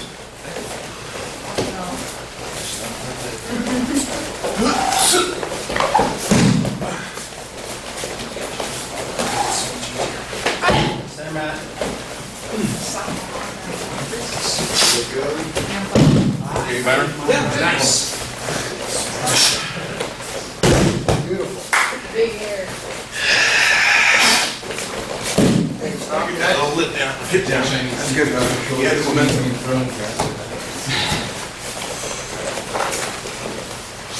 Beautiful. That was good. Started getting good.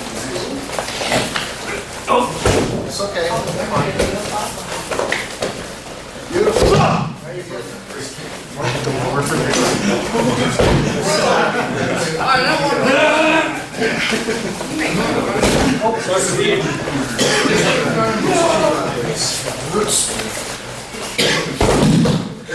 Okay, you're up. You've already done. Who has it? You're next. He's got all the calls. Center mat. You think with the weight differential, this is a good Yeah. setup? or What? You think with the weight differential, Yeah. this is a good Yes, setup? yeah, you guys skip. Go ahead. Yeah. No, they're too big for I'm them. sure I weigh at least as much as these guys. But they're too tall. Go ahead.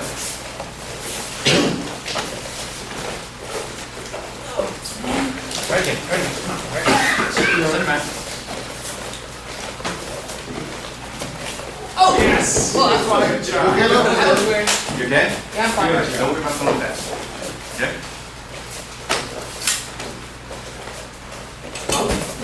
Really weird. Focus on your block. Focus on your block. Yeah. We get it. Okay, who hasn't? Who hasn't done it? Who hasn't been in the center? I haven't gone. All right, who hasn't gone? Just go in the I middle. get one too. Chris. You're on. Go. Go ahead. Nice, Chris. Your left, Chris. Yeah. It's easy to do, isn't it?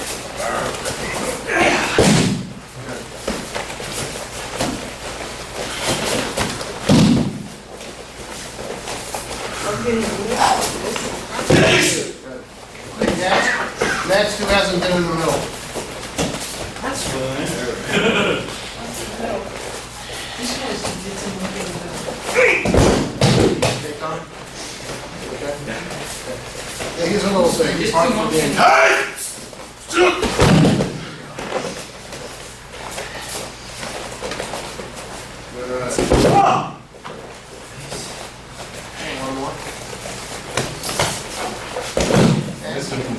Next to us in bed. once more, Just give it That's one more it. shot. Yeah, go ahead. Everybody else has done it? Right. Okay, good. Okay.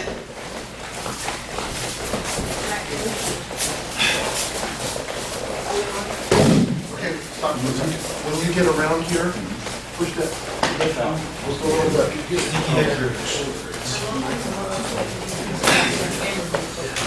There you go. See, now it's okay, 2,000 more times, just like that. It's a toughie. Again? Yeah, a couple more small guys. Couple small guys. Yeah. Okay, now you're getting it. Good. Nice. Wait, we gotta wait till he's out of the way. Good. Okay, good. Okay, so now that we're warmed up.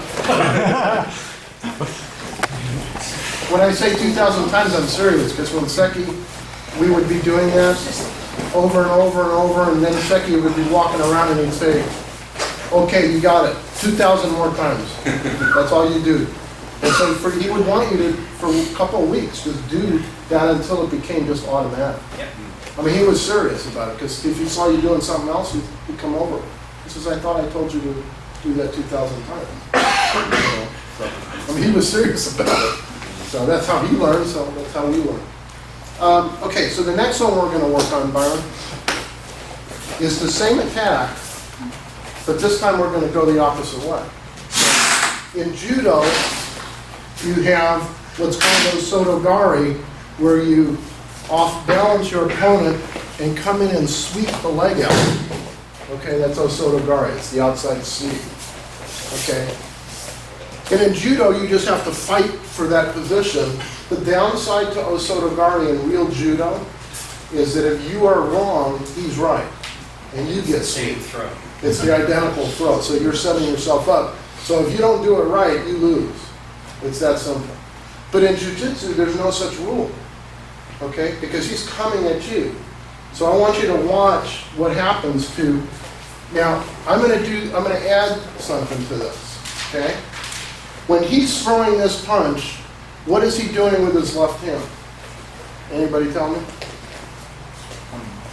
He's cocking it because he's gonna hit me with it after he hits me with the right. So that means he's not blocking, right? So that means I get to hit him for free. Okay? So watch this. Well, I'm going to do this at the beginning of the technique. So he comes into me, bam! I block, I step through, I get my position for osotogari, but I block and I hit him right in the mouth. Because it's a free punch. Okay? So look at his body position. Do I need to sweep the leg? All I got to do is hit him and he falls down. Okay? So in real life, if you do this fast, he goes right down. He flat backs right down. Now, one of the MMA fights a couple of years ago I was watching on television, and it was one of the fastest knockouts I ever saw. It was that exact technique. One of the guys came in with this roundhouse punch, trying to knock this guy out, and the guy stepped right through him and hit him right in the mouth, and he down and never got up. I saw Silva do that, I think the guy's name was McGregor, just a couple of nights ago. Guy came in, shoom, shoom, so he stepped back and went, pow! The guy went, Well, but I'm saying here, this is what's called the block and punch. Yeah, that's right. Okay? So I want you to learn the block and punch. I'm driving off my back leg and I go right through the guy. Okay? So we'll do it at half speed here. Simulated strike. Simulated strike. Nice call, If I really hit him, he goes back and his leg collapses. Okay? Good But the simulation. key here is when this foot's forward, put your foot forward. His balance is here, just like we talked about, right? So if I have hit this hard and I strike here, all I got to do is push here and his leg collapses. Okay? So you hit him in the mouth and come straight down with a hammer smash to the outside shoulder. You don't have to sweep. It's an irrelevant issue. Okay? Any But if he questions? doesn't go down, you've still got that in reserve. Yeah, of course. Because of positioning. Okay? Then there's dozens of things, like if I hit him, bam, and he doesn't go down, I could come right in for the sweep, or you could come into different moves by rotating around, because his balance is off. The whole key is you're in balance and he's not. But right now what we're focusing on is one, block. I want you to drive through him at the same time as you hit him in the mouth. Simulated strike to the mouth. Where are you hitting with that? Right in the middle of the elbow. When he's coming around, my target is right there, because I'm going to drive right through. What it does is it forces the shoulder back. The attack for the ukis is the same. This is the same attack. We're not throwing forward, we're just going to drive right through him. Okay? Grab a partner, let's do it. That you actually got hit in the jaw and just snap your head back. Because in real life, if you walk right into a punch like that, your head is not going to be vertical. 90% of the time, it's getting snapped back. Even if you've got a solid face and you can take that punch, your head will snap back and you'll lose that balance. Okay, so simulate that you got hit in the mouth. Yeah. Okay, my turn. Okay, so now,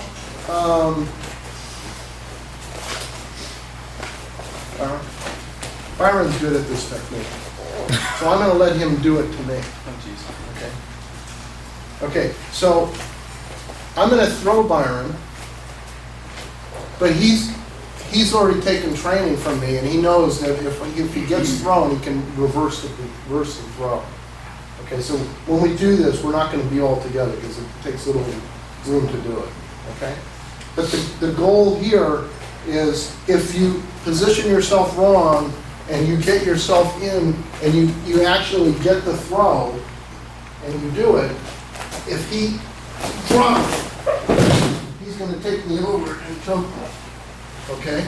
So if that happens to you and someone actually gets to jump on you and throws you, I want you to have the foresight to say, okay, fine. It's the floating drop throw, really. You just go right over the top and he rolls you. Okay? So the way it's done, go ahead and throw it. So when he comes in and I try to stop it and I realize I can't, I grab right here. And then he goes. And then as I'm falling, I rotate my weight. Go ahead. And I roll him over. And we end up in this position, and then I'm going to slide into something to choke him or something like that. But I'm not too concerned about the end game. I'm just concerned. I just want you to learn how to reverse the throw. Okay? It's really an easy throw to do, but you have to plan for it. So that's why I said, let your opponent get you into the throw and get a good grip. And as you're falling, you simply roll. Okay? And instead of slapping, you just roll him right over you. And you won't feel anything when you land. You won't feel anything because his body weight's actually holding you up and you actually land very comfortably. Okay, so you're not going to hit the ground hard. Okay? Any questions? We had a problem, we were working on that for our purple belt, where he would land on me a few times. Well, it was fine, but I seemed like I'd get him over and he'd boom, he'd bounce. And when we watched Professor Kirby's tape, he's stirring up in slow motion. Sometimes the Yuki was landing on Professor Kirby as well. I would hate to have this guy land on him. Okay. The reason... right here. Okay, that's key eye first, so that there's no error. Right. The reason that you end up landing on the person is because you don't rotate. When you are falling down and you're coming off the back of the fall, you normally would just slap. Right. Instead of slapping, you have your hand here. This hand has to turn like that, so that your body weight coming down is falling and turning this way, so it causes him to rotate over you. You gotta kind of think land face down. Our habit is typically to fall on our side or on our back. But as you're going to the ground, you gotta think, continue the rotation so that you're gonna fall face down. And then this momentum will carry you right on. It's actually, once you perfect it, you'll see, oh, this is easy. Because it actually is. It's an easy throw if you do it right. But you gotta do it with someone your size so that it's comfortable. Okay? Can we demonstrate what we're talking about? We're both here. Yeah. I'll throw a punch and you can see how I'm landing on him. I'm landing on him pretty hard. Like you said, there's something a lot heavier. Okay. But we Are you guys sure you want to practice it wrong? I think we're doing it right. It's just that the body is lying wrong. There's just one little technicality. Yeah, small guys with. Well, I'm gonna watch you guys and I'm gonna walk around Yeah. and I'm gonna show you, but the key is, and I'll demonstrate it again. I'll let Byron throw me, I enjoy the fall, okay?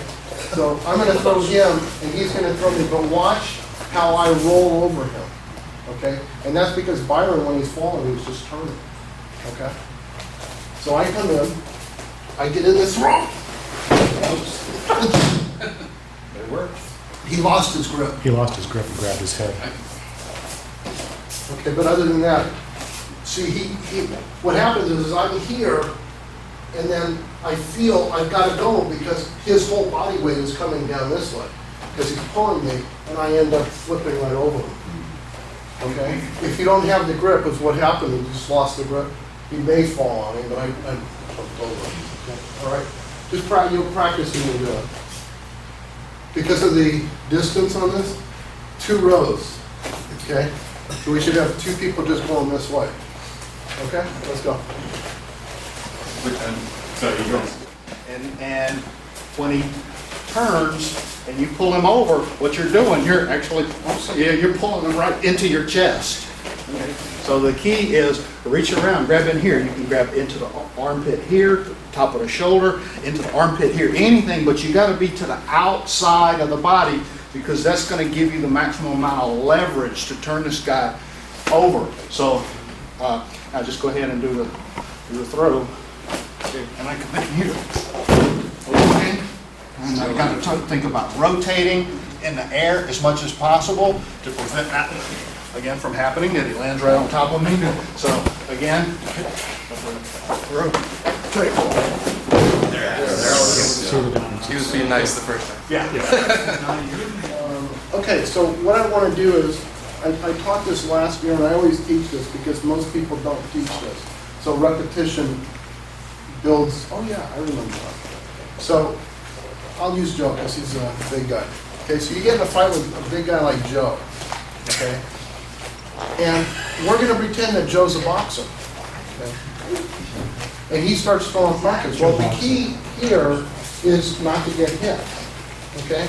So what I want you to know is if you get in a boxing stance and you're ready to fight with this guy, and he's the average person, when the boxer is going to start throwing the jab because he's testing distance before he comes out with his power punch. Whether he's left-handed or right-handed, the jab tends to be the leader. Not all the time, but many times if someone's trained, they tend to lead with the jab. Well, the key here is if anything comes inside my hands, I tend not to do this karate type block or the outside, the one that one. I tend because I'm rotating and it leaves me vulnerable to other attacks. But what I do is I do what's called a palm strike to the forearm. So as this is coming straight out at my face, if I hit the elbow and move it 2 inches, he misses my face because of the pivot point, okay? So 2 inches here is 6 inches there. So what I also see as beginners is they'll spend all that energy pushing. He already missed me. He still missed me. So I don't have to go any farther than that. So the key here, as the punch comes, I palm strike, and I palm strike and move on. Okay, so the key is that if he throws the right hand, palm strike. Any straight punch that comes inside, instead of doing blocking, I simply palm strike it because of the angle. It's coming in at about 20 degrees. If I hit it at 20 degrees, it's going to move off center. Okay? And then what you can do with any of them is you can move in behind and do any of the technique. But the key is not to get hit. The outside roundhouse punches, we all know those are easier to block. You just step into them or move out of the way. But a lot of people, especially beginning, even karate students for the first 6 months to a year, have an issue with the straight punch. Some of them are just hard to block. They don't block it correctly. So all I'm trying to show you is when the punch comes, I'm going to palm strike and step into it. So I end up off center of the person. Okay? I'm not going to stand there and back up. I'm going to step into it and step off. And notice my footwork. I'm left foot, I block and step. Okay? If it's the other side, block and step. That way I'm always to the side or behind it. Okay, and he has to keep moving. Now, the other key is, if this is a real fight, and that comes out, I'm going to palm strike with force right into this nerve right here, just in front of the elbow. And if I do that 2 or 3 times, he's going to stop throwing his punch because it hurts. Okay? So what I want you to do, we have 5 minutes, grab a partner and just practice jabs and right crosses. Or if you want to switch and be a lefty, then you do right jab, left cross. But the blocking's the same. And what I want you to do, palm strike, step and pivot. Either to either side. Just practice that in slow motion and pick up the speed. So that you can practice never getting hit. The key in any fight is just don't get hit. Then you can think out of what you have to do. All right, grab the partner. Hand there. So just be in a normal stance. Don't close in your fists because your focus is wrong. I keep my hands at shoulder width, just natural. It's just natural here. Okay? That way, if I have to throw the punch, I can drive off my back foot or whatever and just throw it. It's not a parry. It is a strike to whatever comes in the center. Okay? You strike at it, just like a snake strikes. Don't push it away. Because remember, it only has to move just a little bit. Anything past here is a total waste of energy. So I strike it, and my hand comes right back. I don't push it away. Except when I strike and I move, then it's there turning him so I'm behind him. Okay, when I do that. Okay? Practice it in front of the mirror. Just practice the strike. Just practice the strike. And focus, keep your hands up. Just focus like this. And then focus on the move. Okay, just practicing it. Okay? It's lunchtime, I guess. Okay. We want you back here promptly once we start. Mark has a lot of groveling around for you to do. And are you going to do this afternoon? No. If there's anyone who's not going to be here this afternoon, please let me know. We have a certificate for you and your spiffy Budoshin Jujitsu bumper sticker, or where else you want to put it. We're going to do a group shot. We're going to do a group shot. You do it now. You Probably do it right now. Yeah, we should probably do it now. So why don't I do That's what's up. Steve? Ready? Okay, very good. Have a seat for just a second. Okay. What we're going to be covering today is called rapid ground submissions. We want to talk about in this subject. I could have easily done this whole weekend on this subject all day easily, and so we're going to get in as much as we possibly can. Today we're going to go through a lot of these relatively quickly, and the thing is, I do not want you taking notes. No problem. Okay? Reason is, this is, some of it is complicated, some requires a lot of attention, and if you're writing, you're going to miss some of the most important points, okay? At the end, I have everything you will need to know already written out. Okay? It's all here. Here in full detail, full explanation, and should be able to figure it out. So you do not need to take notes. Watch, listen, and learn. Okay?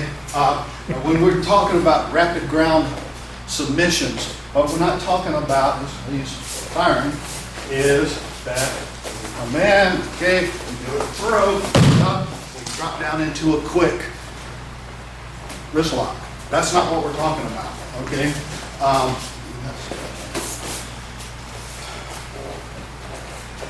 if your stand-up is working, and you can do a good throw, and he's stunned momentarily when he hits the ground, you got plenty of time to go in and set your submissions. That's not what we're talking about here.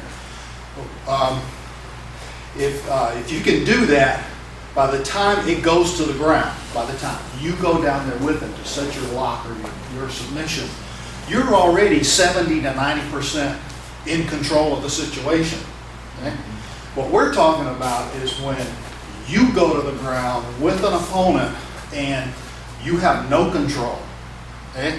Either you got caught off guard and you go to the ground, or you may be moving in for your very best Tayotoshi, and you didn't notice that wet spot on the floor, and there you go, both of you are on the ground, and you have no control of the situation, or you may be less than zero. He may actually be on top of you, and now you're in some serious trouble. So, one thing you've got to remember, when you go to the ground like this in a real self-defense situation, okay, that's a very, very bad position to be in. At that point, your opponent is not your enemy. Time is your enemy. Because the longer you're on the ground with this guy, the more vulnerable you become. You can't take the time for him to figure out what you're going to do. There's no time for jockeying for position. This is not competition. There's no feeling out your opponent. You've got to act. You've got to do whatever you have to do, and you've got to get back on your feet as quickly as possible, because the ground is not where you want to be. We tend to practice more of our stand-up stuff because we want to be able to handle it standing up, and that's good.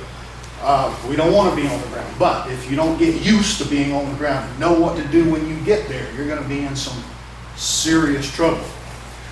So this is not competition stuff.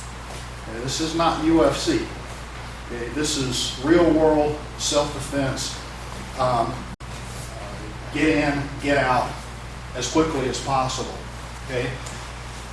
Virtually everything we're going to do today is illegal in any competition you go into. Okay? So that's what the difference is. Like it already. Okay?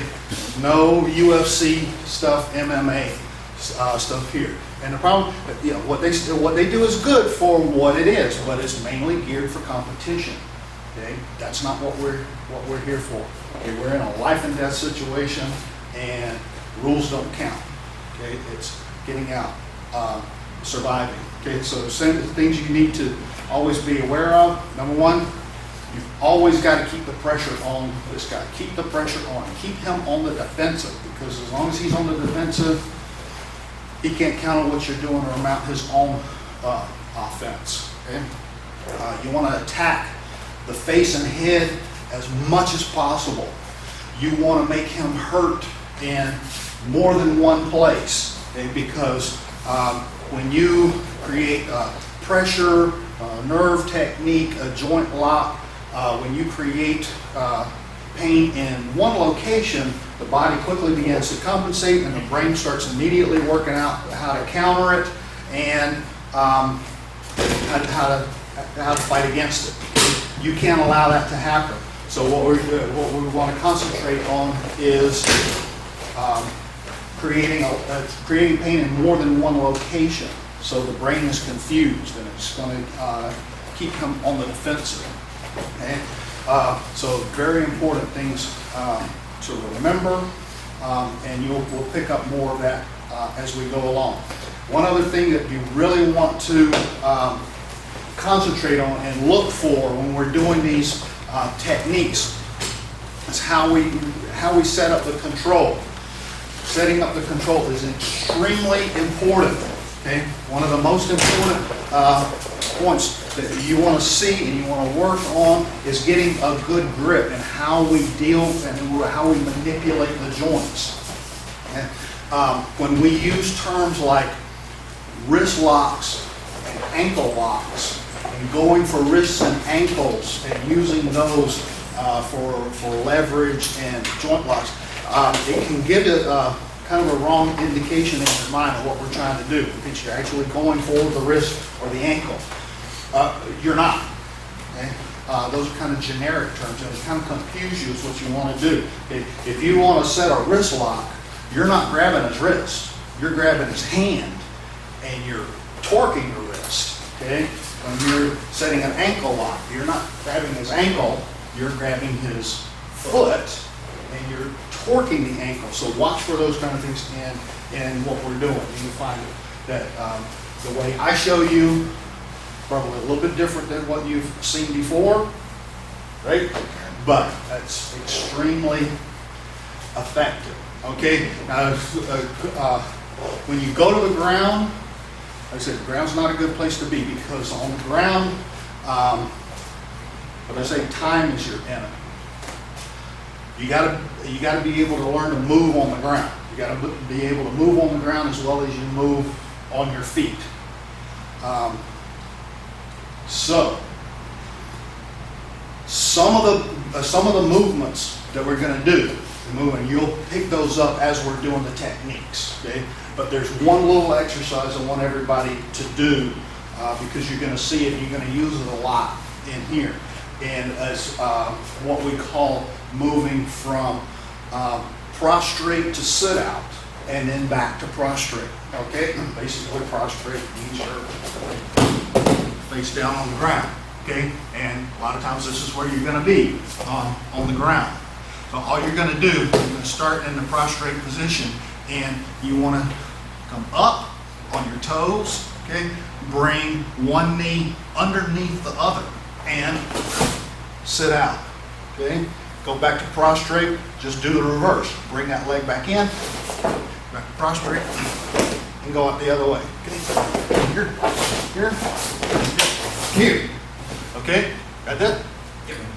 You might need to see that again? Can I see your hands? Okay? You're just here. Okay, this is just to stabilize me.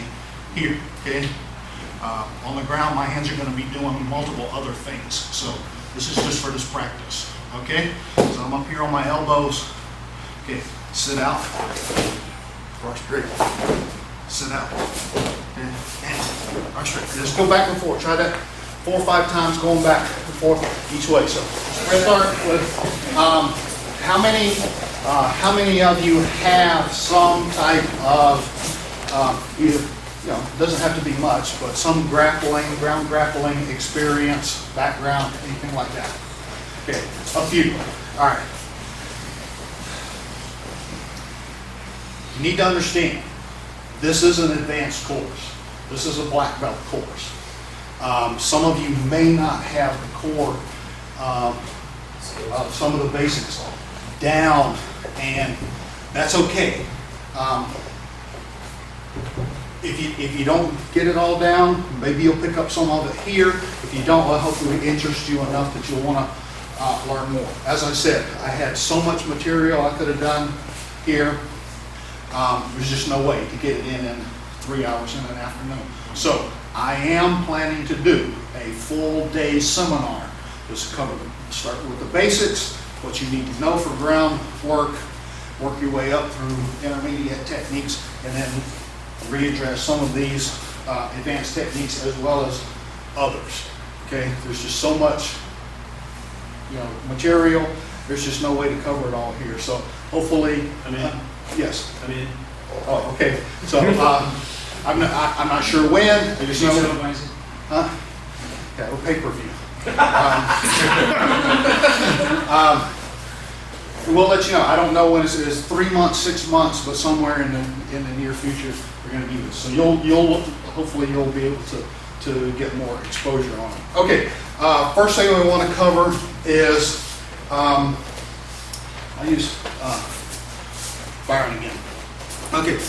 Let's start with the basics. And like I said, you get into a grappling situation, something happens, you slip, you fall, and what happens? You both end up on the ground.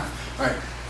Good thing about it is once you go to the ground, there's really only 3 ways that the two of you can end up on the ground. Okay? Either You land side by side. He's on top, or you're on top.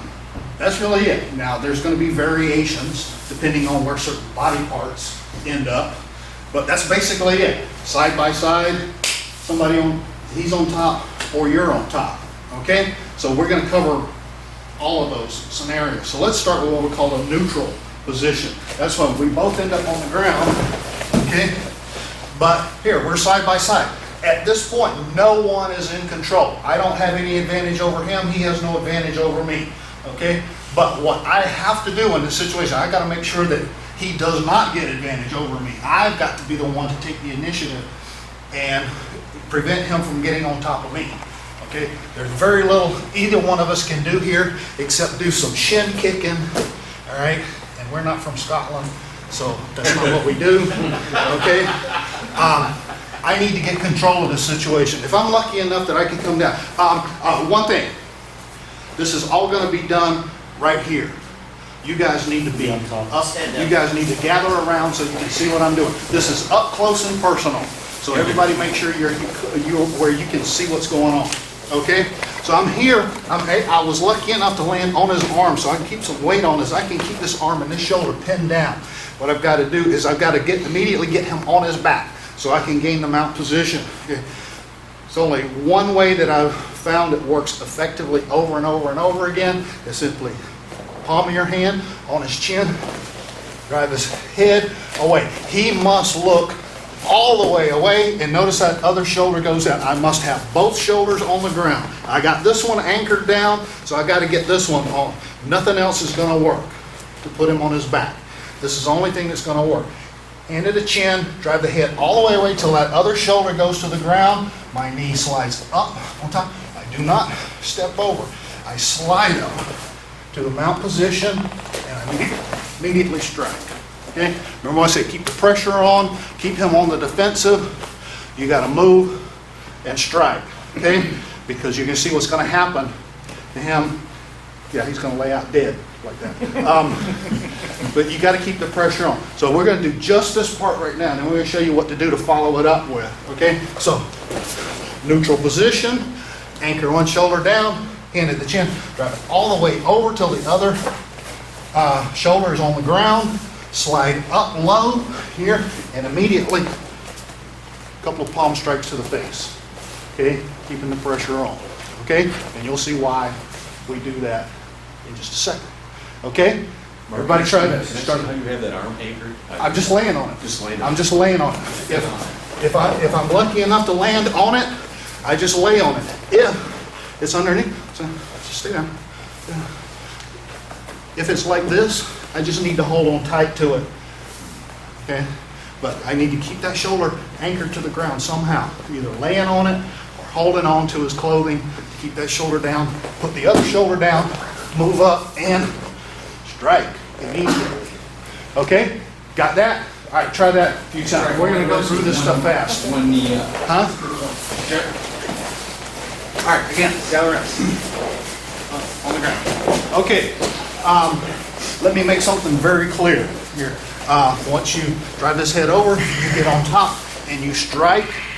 Palm strikes, please. Palm strikes. Okay? The quickest way in the world to break your hand is to hit him with a fist. Here, standing up, you hit somebody in the head with your fist, there's a good likelihood that your hand is going to break. But at least standing up, the head moves. It gives. Here, it ain't going nowhere. This is like smacking a concrete block sitting on the ground because it ain't going to move. All right? You will break your hand hitting somebody in the head laying on the ground. Palm strikes, please. Palm strikes. Once they're on the ground. All right? All right. Now, once I get him over, remember I said immediately strike. Now, from here, he's really going to have two basic reactions, three reactions, but basically two reactions. Okay? When I strike here, he doesn't like that very much. Okay? He's either going to cover up to try to keep me from continuing to punch, or he's going to try to put me at arm's distance so I can't reach, and he's going to push away. Or he may try to hit, but either way, that's an extension. Okay? What we're looking for is either bent arms or straight arms, okay? That's really all you're gonna get, okay? Bent arms or straight arms. Mark, what about pulling you in so you can't punch? That's a bent arm. That's straight arm. A straight arm. But he pulls you down to his face. That's So a bent arm. Okay, pay attention. Okay? Pay attention. Move up. Strike, strike, strike. You okay? Strike, strike, strike. I'm not giving him a chance to. Oh. I never give him the opportunity to do that. Okay? Keep the pressure on. Don't give him the opportunity to mount any kind of counterattack. Okay? Keep him on the defense. Okay? I strike, strike. He covers up. All right? What most of you are taught, anybody seen shoulder lock from this position? What do? You're going to drive the wrist down. Okay? Set up your shoulder lock and pull the hand back to set the shoulder lock. Okay? Most people seen that. That's what most people shown how to do. Okay? Yep. Long. It's a bad way to do it. Okay? I'll show you why. Okay? I'm doing his left shoulder because his right side's a little weak here. Okay? At any point from here to here, he's out of it. Okay? Because all he's got to do is straighten his arm. Okay. He's going to be out of it every time. Okay? Can't do it. All right? So when you're going for the shoulder lock, remember what I said, we want to set up 2 locks instead of 1. We want to create the pain in more than one place. What we need to do, we're not just doing a shoulder lock. We're also going to do a wrist lock at the same time. And in order to do both of them, I need to control this hand. One thing you need to understand about controlling the hand is getting a proper grip. And in getting a proper grip, what we're trying to do is control the edge of the hand. You got your palm, you got the back of the hand. What we're going to be concerned with today is the edges of the hand. That's what you're going to concentrate on, because this is learning how to take it to the next level. Everything that you've seen here, that you did, that's fine for beginning techniques, training new students, how to understand how the shoulder lock works, things like that. That's good. That's a basic, rudimentary step to learning how these work. We're here as advanced students of the art. We're learning how to take it a step further, making things better. Okay? So from here, once you strike and he covers up, I do not just go for this wrist. I'm going for the hand. Okay? I need to get that hand. Notice how I'm coming over the top of the hand, thumb's coming into the inside of the wrist, okay? And I need to turn this hand over. Everybody's taught to put that hand down, palm up. That's bad, okay? Hand needs to go in at least pinky up, okay? Because now I'm starting to set torque on the wrist, okay? Remember how he just powered out of this? Okay, what's this?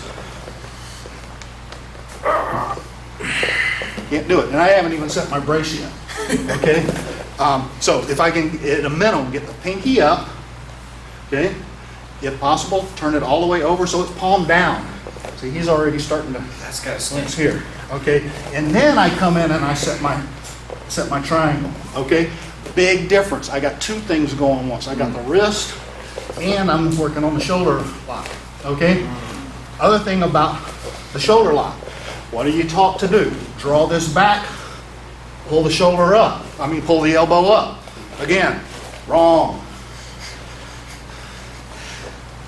Now this, you lock it in, you take the arm out. Okay? You take it that way. Okay? The other thing is, here, what did we say? Time is our enemy. We don't want to be caught down there waiting for this guy to reach down and pull out his knife, or for his buddies to come join in the party. Okay? So I need to do this quickly, and I need to do it right, and then I need to get out of there. Okay? If you notice, no matter how good my submission is, and I get him in here, I got to set up, he's tapping out. I'm like, oh boy, I got the tap out. Well, look, where am I looking? I'm looking straight down at the ground. Okay? Can I see anything that's going on around me? When his buddies come tap me on the back, It's all over. Okay, I need to get I need to get myself in a position where I can extract myself from this and see what's going on around me. I got to stay aware of my environment. So this is, I come up, I strike. I get the hand and I turn it out. I set this and I rotate it out, okay? And then I sit out. Remember our, here. Okay, now I can see what's going on. If I need to, I can snap this, but either way, I can extract. Okay, so one more time, from the beginning, okay? From the neutral position, drive him over, up, strike, strike, he covers up. Go for the hand, turn it out. Set your lock, turn it out, okay? Sit out, break if you need to, and extract. Okay? All right, anybody need to see that again? No.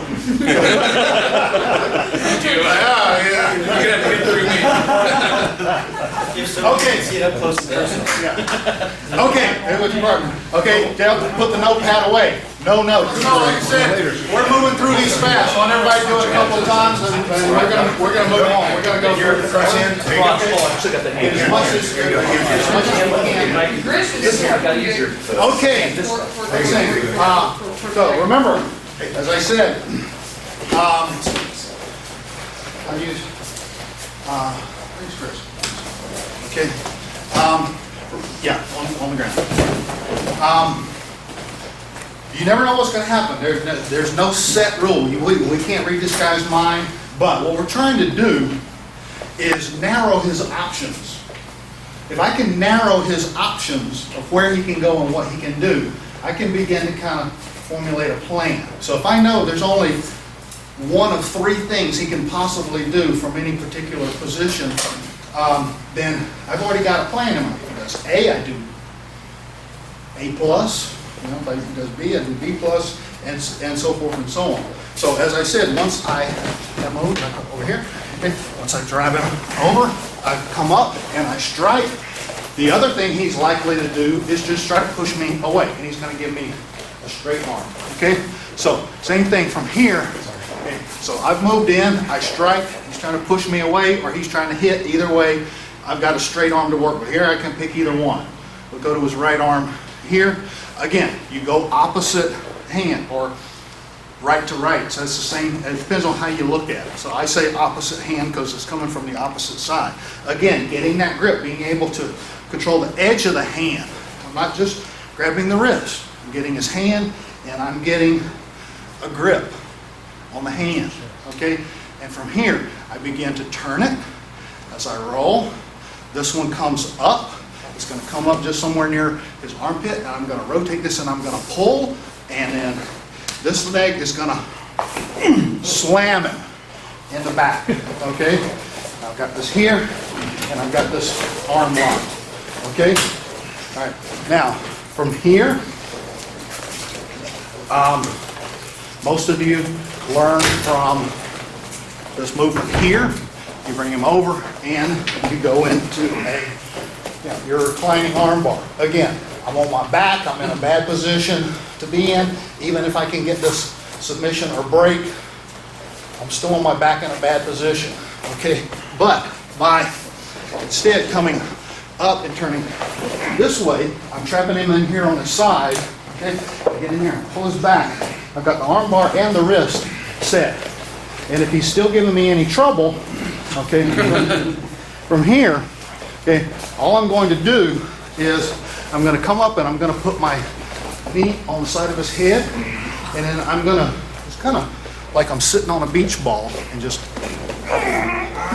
okay, roll out. The arm bar and the wrist lock here. Okay, so from start to, okay? Yeah. Okay, start to finish. Here, turn. Oh, strike, strike. He covers up. Okay? The hand, rotate it as you come up. Have him in here on the side. Okay? I've got him locked right here.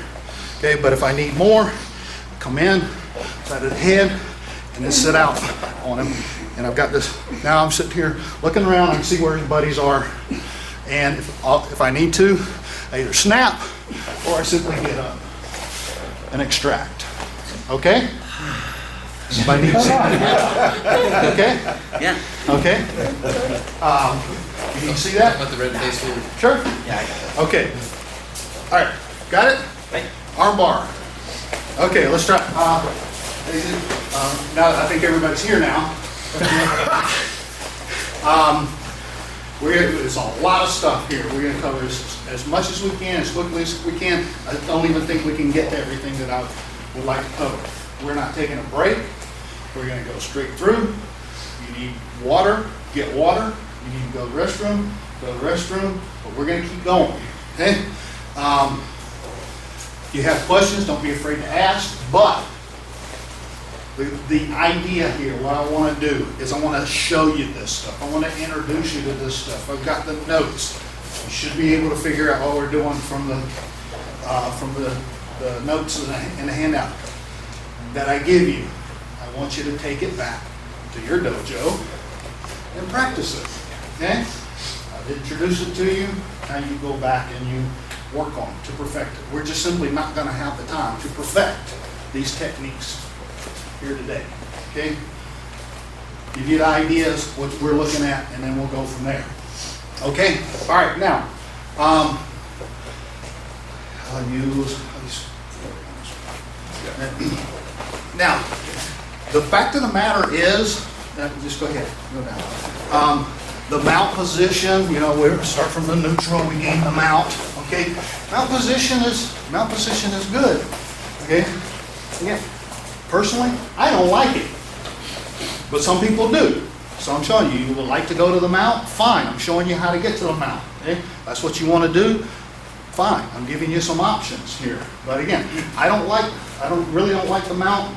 As I said, even though I can get a good submission here, okay, I'm not going to put pressure on it. Okay, so even though I can get a submission, look, I'm looking down at the ground. I can't see anything that's going on. So even though he's tapping, oh, okay, I'm still in a very, very bad position. It shows you how to sit out of it to take care of that, but still, I would rather not go to that position at all if I don't have to. Okay, so on the neutral position here, I can get him over. Now, here, so a little bit of baiting. Okay, I don't want to go to the mount, but understanding what's human nature. What's he going to do? Okay, where's my attack point? Okay, here. Now, he doesn't like having his head shoved over and my hand in his face. What's he going to do? Well, I'm laying on this arm, so there's nothing he can do with that arm. What's his only choice? Grab with his left arm? Yeah, grab with his other hand. No, just try to pull. You don't want that on your face. This is uncomfortable. So, right, so there you go. That's what he's going to do. Okay, fine. So as soon as he reaches up there, you know that's probably what he's going to do. Get it? I got the grip, and all I'm going to do is roll and snap and extract. Okay? This is, okay? Okay, this technique is snap. Okay? It's the same technique. I'm just doing it on the ground. So one more time. Okay? I bait him. He pulls that off. I know he's going for it. See this? Right into the face. Here, keeping the pressure on. Get the hand and simply roll. And snap. And up. Okay? Do this slowly. Carefully. Okay? It will snap the wrist. Okay? Okay? Good. Very good. Try that. Okay. He is what I think what a lot of people are not getting is that from here, as he grabs, when I get the hand, I'm going to roll over his head. I roll over his head and I keep his hand over my head. Okay? So from here, hand on the face to keep him on defense. Grab the hand and I roll up over his head and bring this over my head and it snaps right there and then I extract. Okay, does that answer your question? Okay, very good. If he doesn't break, you just keep on rolling. I'm going to use Jared on this one. 30 to 90 minutes. Okay, all right. Remember what we said? All this stuff's illegal in competition. Okay, now the point of the last one was that if you don't want to go to the mount, you don't have to go to the mount. Bait in, take that arm, roll, snap it, and extract, okay? However, there are situations where you really don't have a choice. You're going to have to go to the mount. If you find yourself in a headlock on the ground, there's a lot of ways to get out of a headlock on the ground, but most of them, you're either going to lose an ear, or some hair, or you're going to be in a traction, or you can get out of it, but you're not going to like the results. Okay, this is one way that you can get out of it without having to suffer the consequences. Okay, he's not going to like it very much, but you'll like the results. Okay, back on the ground, started from again. In this situation, we go to the ground in a neutral position, but I might not be so lucky. Instead of being able to land on this arm, I might be slightly underneath it, and the likely thing that he's to do is to just come in and lock my head in there. Oh no, I'm in a bad position here. Okay, now he could have started here, or he could have started with a headlock standing, and before I could get out of it, we both ended up on the ground, and there's a likelihood we could have ended up like this. But either way, yeah, it's on a side headlock here. Okay, all right. So from here, what we're going to do from here, there's really no other way because I don't have the maneuverability. I can't scoot down out of this or anything. This is too strong here. So I really need to gain the mount and able to do it. I can't get my hand up here to really do that so much, but I can use my legs and I can step over and I can drive that shoulder to the ground. Okay. Now once I can drive this shoulder to the ground, here's where it gets a little dicey. Okay, for him. Okay, right here. Okay, I'm going to come here. I'm going to go into his eyes. I'm going to drive my forehead into his cheek. I pull his head back, and this hand slips in here, and I go for his throat. Okay, from here, as long as he's got these hands locked, there's nothing he can do about any of this going on. But he's not going to like this very much. He's not going to like your hand in his throat. So what's he going to do? Here. Hand. I baited him again. Okay, so as soon as he goes for the hand on the throat, again, here, go back to the one we learned before, sit out, check my surroundings, snap, and extract. Okay, so again, it's about keeping the pressure on, keeping him on the defensive. Always make him think, oh, I'm in trouble, I gotta act. I gotta do something, okay? So I'm always working his face, his throat, whatever. We're gonna find we're gonna work other areas too. But keep him on the defensive, okay? As long as he's gotta worry about hands in the face, fingers in the eye, hands in the throat, he's got no choice but to deal with those things. As long as I keep him occupied, I know what he's doing. And he's not attacking me. Okay, so one more time. Okay, this side. So, just so it follows the notes. Okay, so I locked in here. Okay, I'm going to come up and I'm going to drive my body in here. Okay, this hand comes over into the eyes. I drive my head in, and this hand slips inside, and I go for the throat. Okay, he reaches for the hand here, and I've got my lock. Remember the hand, the lock, here, sit out, snap, and extract. Okay? Any questions on that? Attacking the head, attacking the face, eyes, throat. Keep him occupied. Yes? At the top of your head, is it almost like My- pushing against the jaw? I'm Like a pressure? driving my forehead right into his cheek or his jaw. Okay. Okay? Keep the pressure on. Okay? All right, let's try that one. Put it down so we can get to most of these. Okay. Now sit here. Thank you. So a lot of stuff we're going to work right on through. Try to get as much of this stuff in as possible, and then maybe even have time at the end for some questions. Okay? Again, it's a lot of stuff. All right, now, all these, what we started with was the neutral position. The neutral position. Nobody really has an advantage here.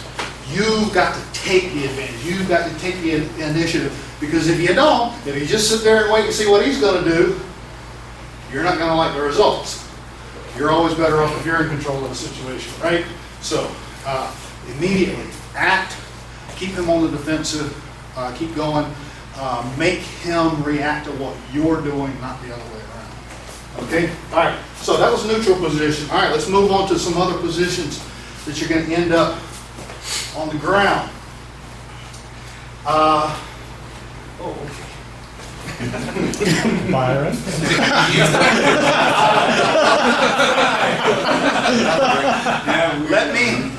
Let me ask a question. Is anyone wearing a cup? You're out of volunteer. You fool. Okay. First wrestling in the Army. We all volunteer. Give this guy a black belt, okay? Because you're all going to be wishing you had. Okay. All right, on the ground. Roll over. Bark. I'm just waiting for that, weren't you? See how good I am? Okay, another situation you could find yourself in is a position called the guard. Okay, so guard is, we end up on the ground, we go to the ground, and I'm on top. Hook your ankles. Huh? Yeah, you know it, yeah. Okay. We'll get to the real guard. We'll get somebody else in there that knows. You ever done any ground work? Okay. All right. The guard position. All right. Even though I'm on top, I don't necessarily have the advantage here. Okay. If he knows what he's doing here, he actually has the advantage. I'm hoping he doesn't know what he's doing. Okay. Then I can have the advantage. Okay. You get in this position here, and I can't stay in this position. If I stay in this position, he knows how to use it, he's going to mess me up, okay? I can't stay here, okay? But there's not a whole lot I can do here. I need to get out of this somehow. I need to get these legs around. This is a common position. You see this on a third grade playground. Kids end up in this position. People instinctively know that legs are strong, and they'll trap you in there because they know they can control you with it. They may not know what they're doing, but it's almost an instinctive position to go into. So when you hit the ground, there's a very good likelihood that this is where you're going to end up. Okay? You need to know what to do. All right? A lot of people say, "Oh, well, look what's right there." Okay? Well, that's true, but the problem is, I can't just come in and grab. My hand's not in the right position. Just go in and grab. Okay? What you're going to do. This technique has a Japanese name. It's called konomiwari. You can look it up, but I think you'll be able to figure out what it means. Okay. What you're going to do is you're going to make a fist. You place it right here. You're just simply going to drive it to the ground. Okay. But that's not the good part.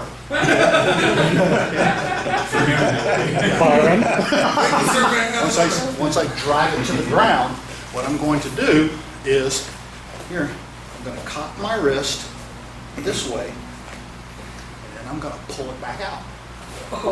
Here, and,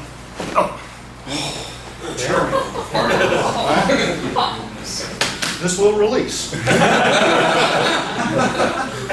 trust me. It will release. Okay, very simple technique. We don't need to try that because he'll get tired if he's the only one with the cup where everybody knows. I think you get the picture.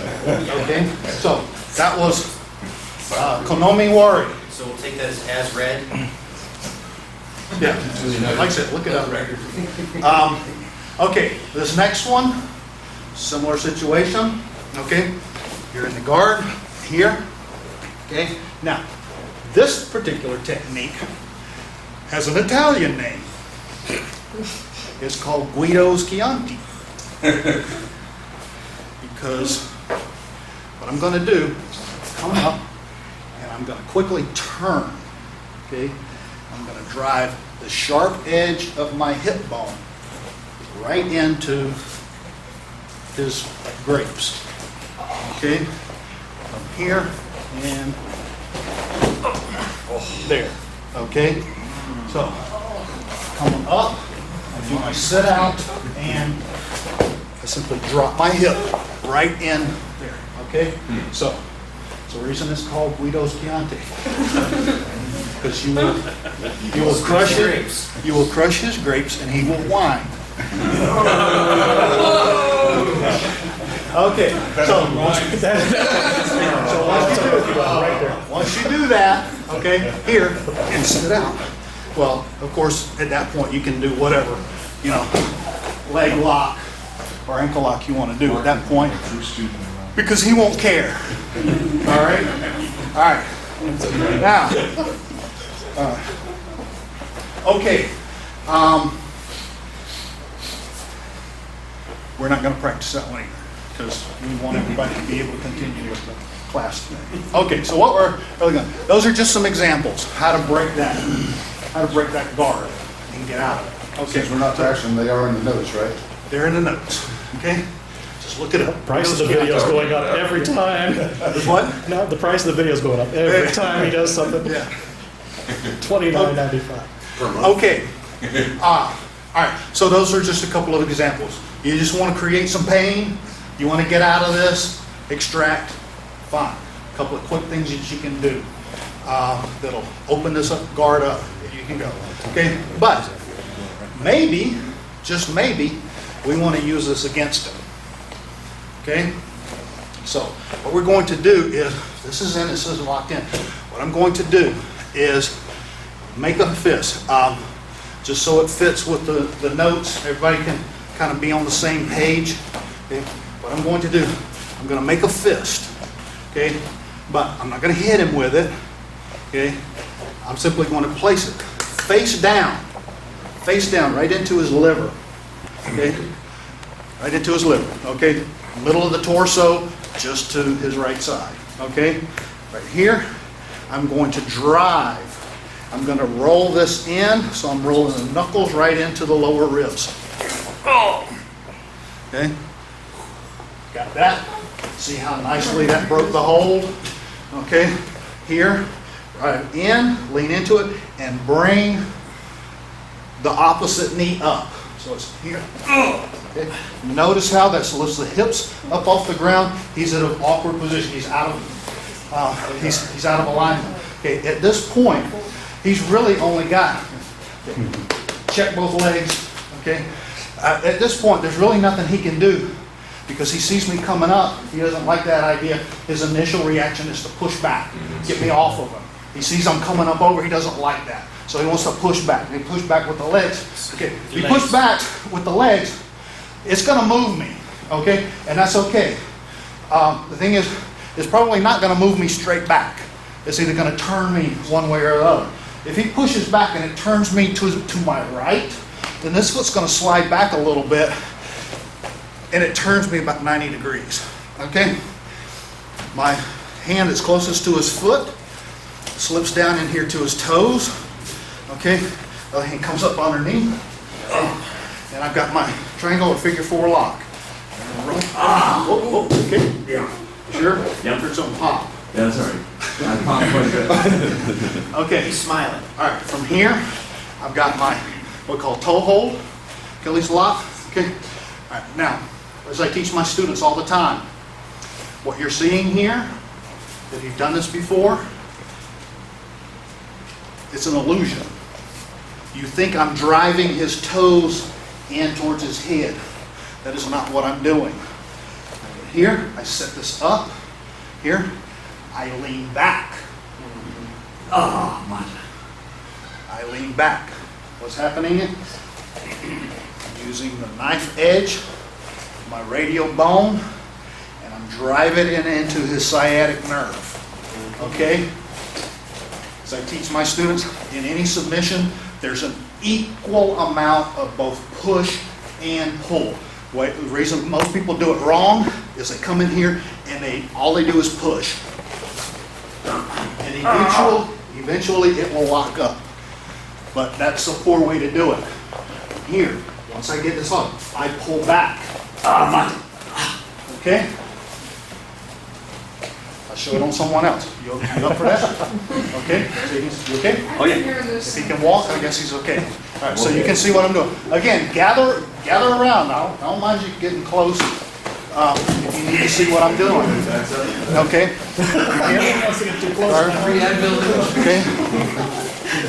Okay, in the guard position, okay? I need to come up. I can't stay down here. I need to get out of this, okay? Make a fist, place the face of it right in his liver, so your knuckles are right on the lower ribs, okay? As I come up, I'm going to drive with body weight into it and drive this up. Know how it separates this, and the hip comes up, okay? Keep this locked in here. Okay, if he pushes back, I'm going to let this slip back a little bit. That's fine. And he comes back to the toes. Come around and set this up. I bring it in, and I lean back. Okay? That's the right way to set the lock. It's not here. Watch. He's fairly limber. If all I do is push in. Yeah, I got it all the way to his body. Okay? From here. Here. That's all it takes. About 3 inches. Because it's equal push and pull. Got it? Hey. Anybody need to see that again? No. Okay, very good. From the guard position. 5 more times. What if he goes the other way? Wasn't me, I had gone for this. Yeah. Okay, good. Moving along good, but I think everybody's starting to see I have a little bit a different way of approaching things. Okay? I want to make techniques quick. I want to make them as effective as possible. No fumbling around with stuff that just doesn't work. And unfortunately, there's a lot of bad stuff going around out there that, in my opinion, is just sloppy. I'm not pointing at any fingers. I'm just saying, just be careful because a lot of stuff out there is geared solely for the competitive format. Okay? Competitive format, there are rules, and when you have to stick to the rules, you leave a lot on the table. Okay? I don't want to leave anything on the table. Whatever is there in front of me, I'm going to take advantage of it. It's on your plate. That's right. He wants the full buffet. And it even comes with Chianti. All right. All right. Moving on. Let's go. Let's do one more from the guard.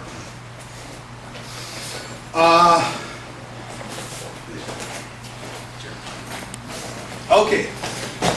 Same thing. I'm in the guard. Okay.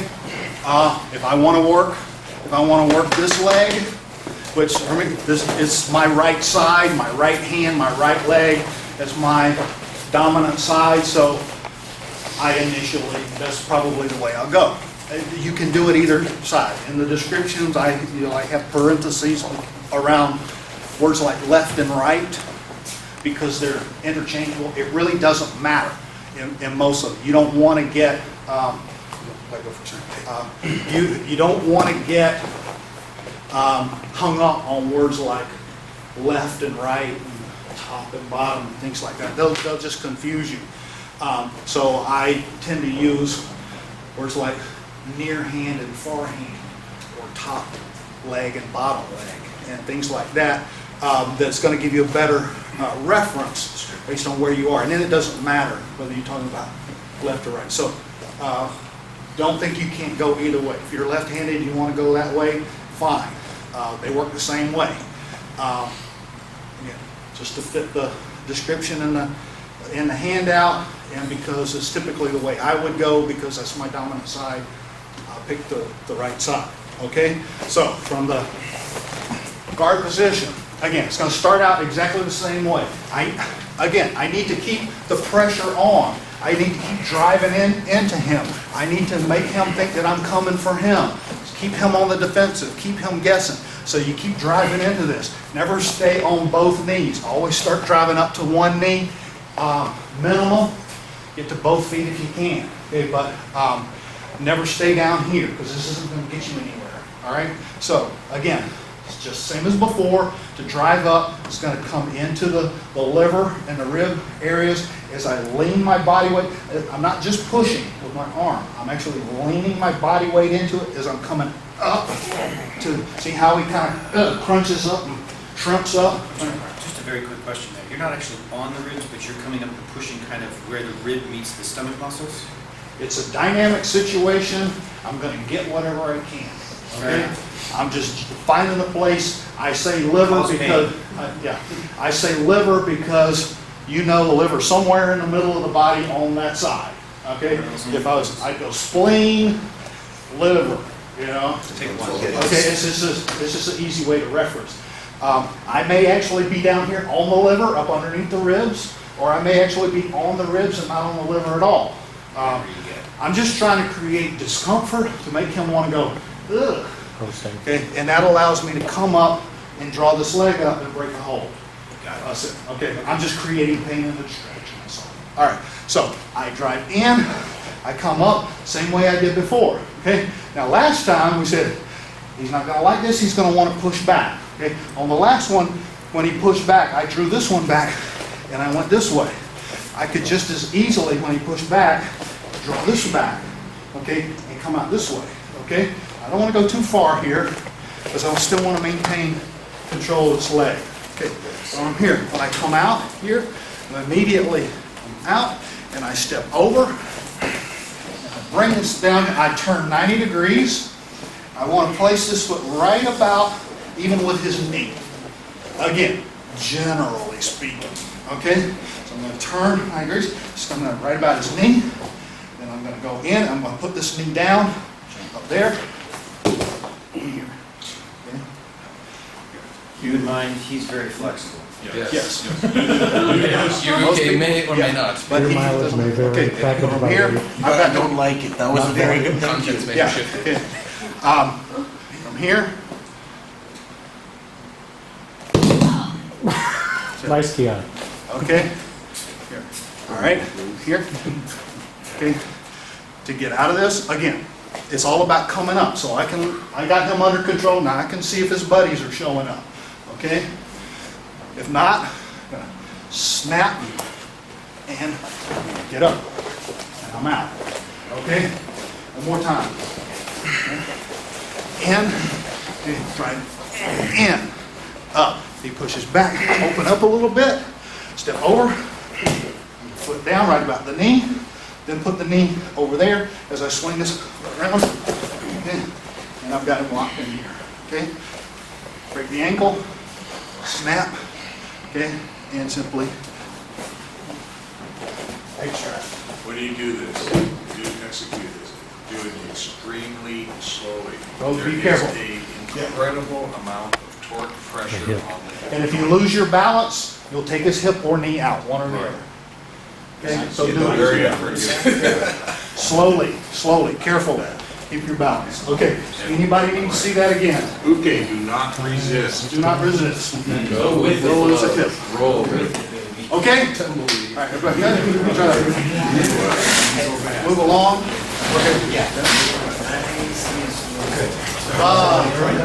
Okay. I use your, okay, this one, again, I'm just going to show you this. You'll get the idea of what we're doing. Now I call, the terms sometimes can get confusing. The guard position, everybody knows what the guard position is, right? But then there's a question of, okay, who's doing what? Okay, because being in the guard or having the guard set, or sometimes it's still confusing. Just to kind of keep things straight, I call this over the guard because I'm over his guard. Okay. He would be under the guard because he's under this guard. Okay, so you can use those terms if you want. It's just what I use to keep it straight is who's on top and who's on bottom. Okay, everybody knows what the guard is. The question is Okay, who's on top, who's on bottom? So over the guard or under the guard, okay? And the basic guard is he's using his legs to control my body and my movements. And cut Okay? off your air. Huh? And to restrict your air. Not really. There's really nothing he can do to restrict air. Okay? I've seen it done. No, not from this position. He, yeah, he's got, go ahead. If I get up higher, maybe a little bit, but even then, No, it's uncomfortable. That's fine, okay? They have Here? God's Yeah, legs. he'll, oh, God. From here, I can't breathe at all. From here, yeah, not too bad. Where did he just have you? Because I was listening to something. Yeah. Turn him cider. sideways. And you turned He was sideways? going for Guido's Chianti. Oh. And my Guidos were not Chianti enough to keep me from squeezing him. Okay, so the guard is, his lower body is controlling my lower body. Okay, not much I can do down here, okay, with the guard set, okay? Well, this is what I call the super guard, okay?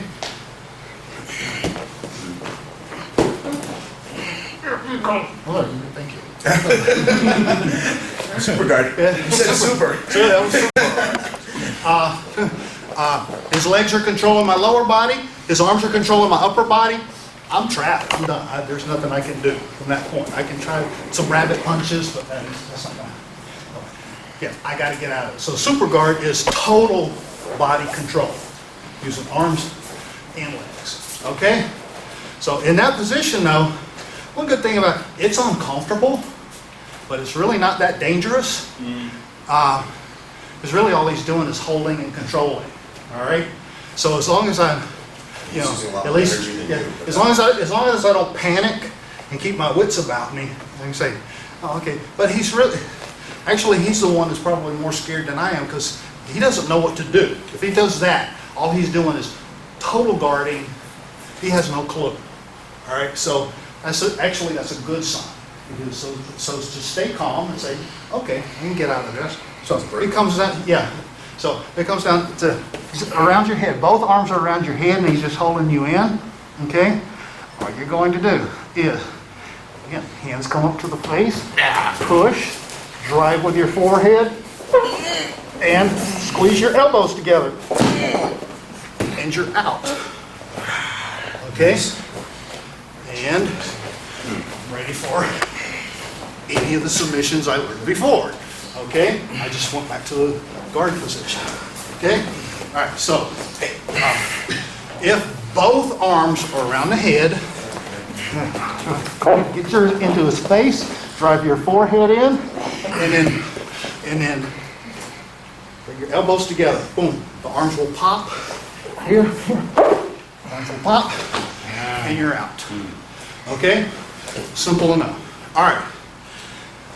Another method, though, of grabbing, it's a little bit more difficult to deal with, okay?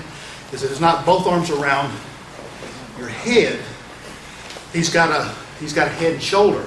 So instead of here, you're here. Okay. Now this is a little harder to deal with. Here. Okay. So what you're going to do here, the arm that's over his shoulder. Okay. The arm that's over his shoulder. It's going to come across his face, and you grab your other wrist. What you're going to do, this is very important, you've got to drive with your hips. You've got to drive with your hips, and I'm going to push into the side of his head. I'm going to push his head that way as I pull back on this arm. There.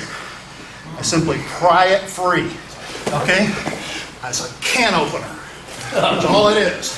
It's a can opener. I simply pry the lid off. Okay? Okay? Okay? So it's here and push here, pull here. Remember what I said? Equal amounts of push and pull. Push the head, take it off alignment, pull back on the arm. That arm will open, that hole will break free. Okay? But that's not all there is to it. Okay? Those of you wanted to see this, so I'll show it on somebody else so you can. I'll do it one more time and then I'll show it with somebody else. Okay, so you're this way. Okay, the hand is over his shoulder, into the face, drive. Grab your own arm, drive, push, Don't stay on your knees. Use your hips to drive. Drive his head, pull on the arm. Here, okay? Notice how I come up and drive. Now, this hand goes into his face, and now it's going to continue to pull it that direction as I go back the other way. Look what I've got here. Okay? Arm. Look what I did here. Okay? I've got a lot of things going there. Okay? So now that arm is right there, ready for me to use. I take it, again, get the hand. And the hand, okay, turn it over. Okay?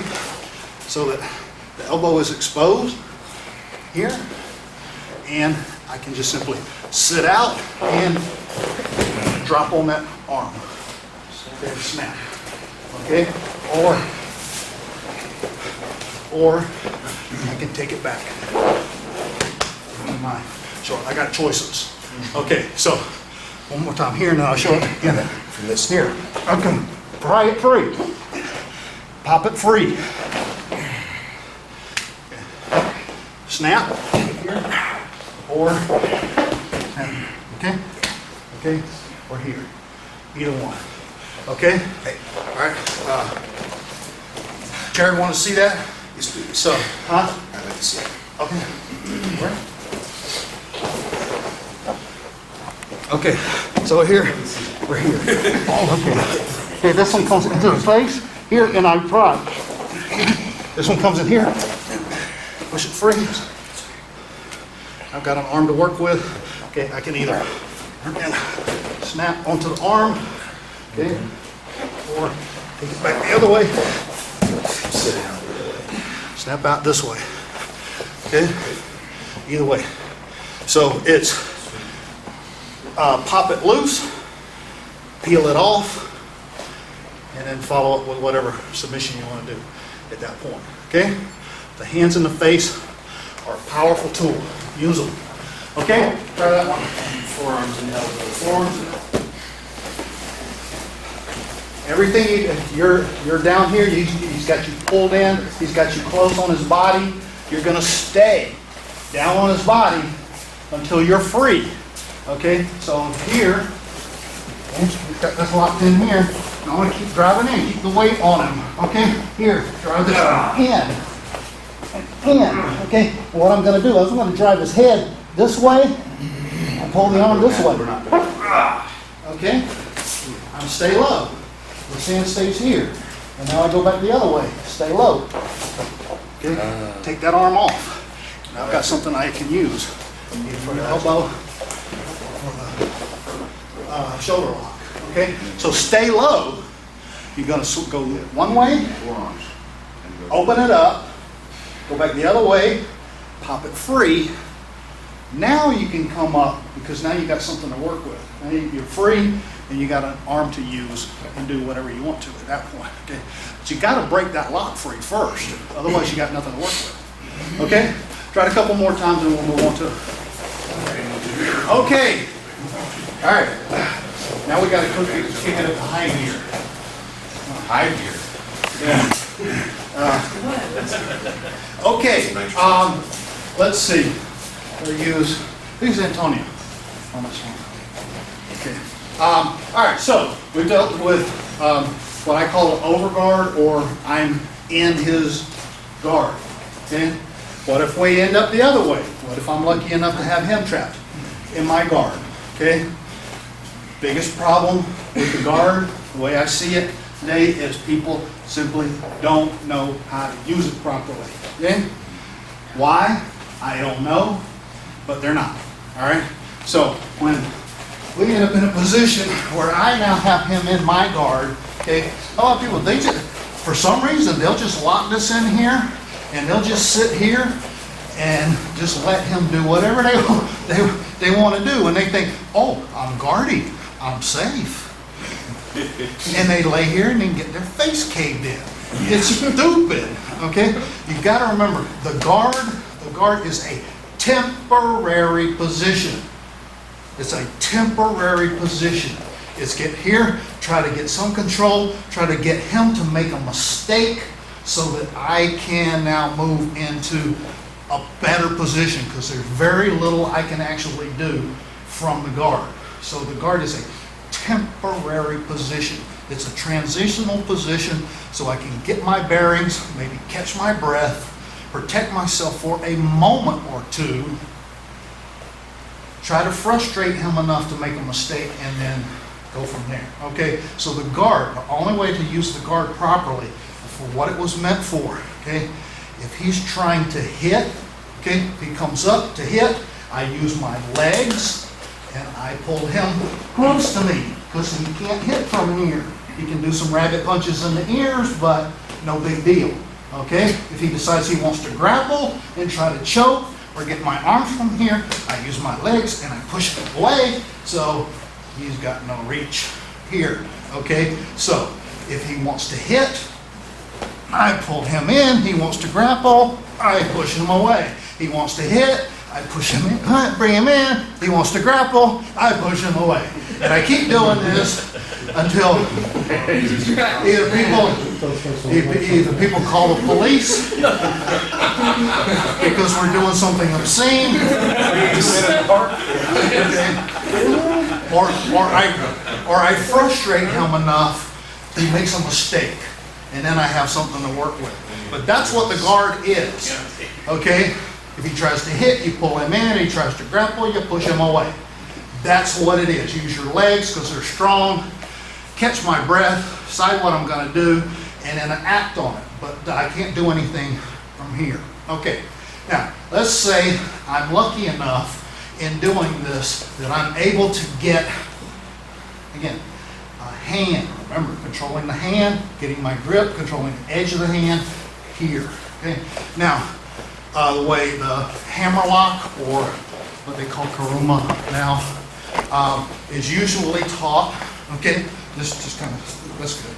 Okay, I get this, okay, and then I need to sit up, set my figure 4, and then reset and draw this up. Okay? Again, poor way to do it. Okay. Number 1, the way that's taught, that's fine. Again, for a beginner to learn the basic moves, get a concept of what's going on, that's fine. We want to take it a step further. We want to advance the story a little bit. Okay, so again, from trying to come up and set this and then go right back down.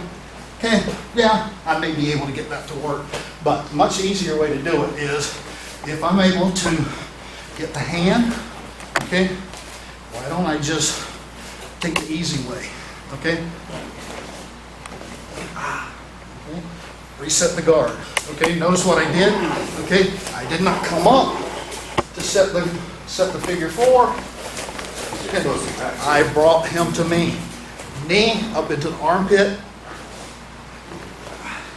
Bring it, knock him forward, and it's locked in. Okay. The other thing that people do wrong is they try to take this up over his back. Wrong. Okay. This arm here, it's a lever. It needs to go up. Okay. That's the lock. Okay, that's the lock. Up, not across. Up.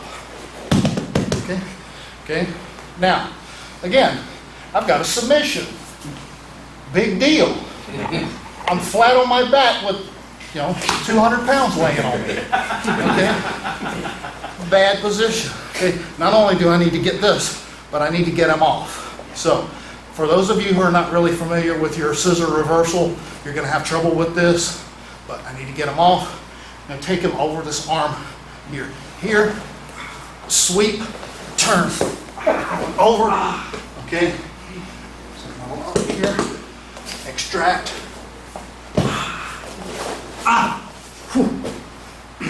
And get up. Okay, you okay? Yes. All right. Yes, that was so confident. Yeah. Okay. Get the hang of it. Okay. Use the knee. Drive up into the armpit to bring him forward. Now sit up here. Okay. Drive it up. Notice I'm pulling down on the shoulder here, pushing up on the arm here. Okay. Get the submission. I got him under control right here. And all I gotta do is get him off of me. Drop, shrimp, scissor, and I'm up. Okay? Check my position. If I want here, just submit it here, or I can roll him over and submit him here. That's your choice. All I want you to do is get the initial lock here, and then try to roll him off of it. Everything else, that's up to you. Right this way. Okay? Got it? Hey. Anybody need to see that again? No. Right. If you ask him, I'll use thanks, Chris. Okay, now all these we've tried where we could is to try to get the hand. We'll talk about proper grip, controlling the edge of the hand, so I can use the hand, because that's the leverage that's going to help me in all of my techniques. As soon as I can create some pain, that's going to get him to move a certain way. It makes it much easier for me to manipulate him and move him where I want to. But that doesn't mean he's always going to give you that opportunity. Okay? There are going to be times where you try, you struggle, but because it's a dynamic situation, he never quite gives you the opportunity to get that hand, to start with the wrist lock. Okay? You can't give up on it. You can't sit there for 20 minutes saying, sooner or later I'm going to get that hand. You can't. You got to take what you can get. If you try to get it, he's not going to let you get it. Fine.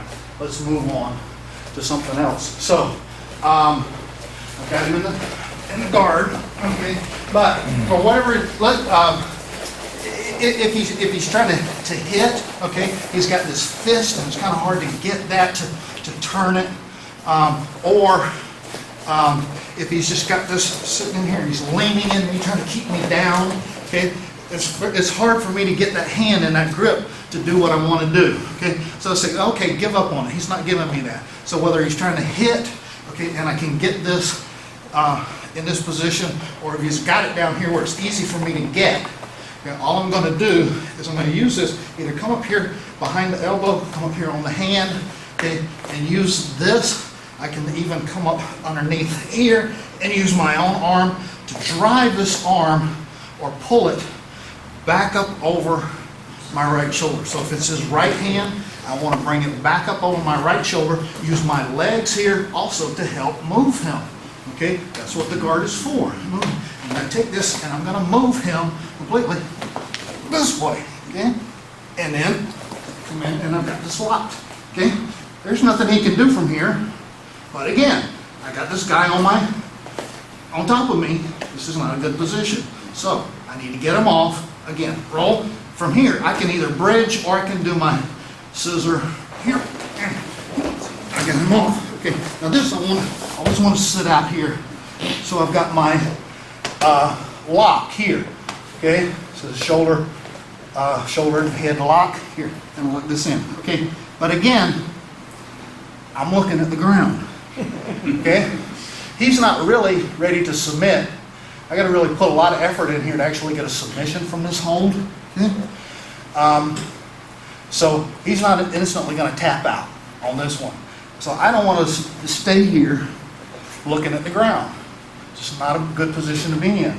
So let's come over this way a little bit. Okay. And I noticed. Well, I'll do this first. Okay. From here. It's kind of like moving on the last one, of rolling them over. I need to come up here. I need to pull over. So now I'm on top. Okay. And now I can control the situation. Okay. But that's kind of hard to do. Big guy to move him over.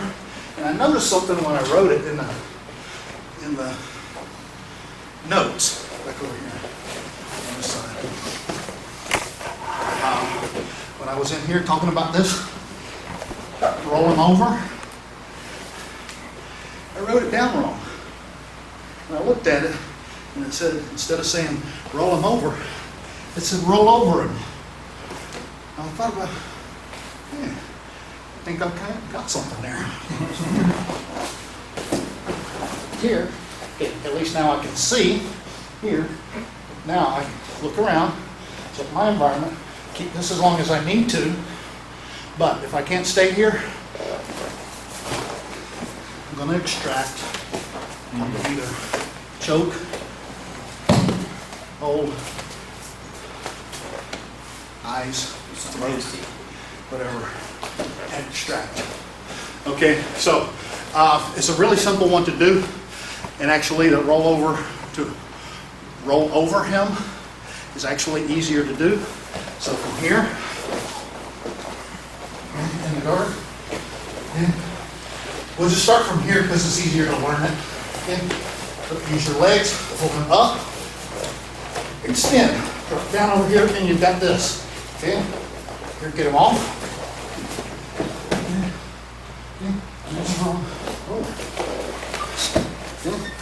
So I can see what's going on, and then I want to extract.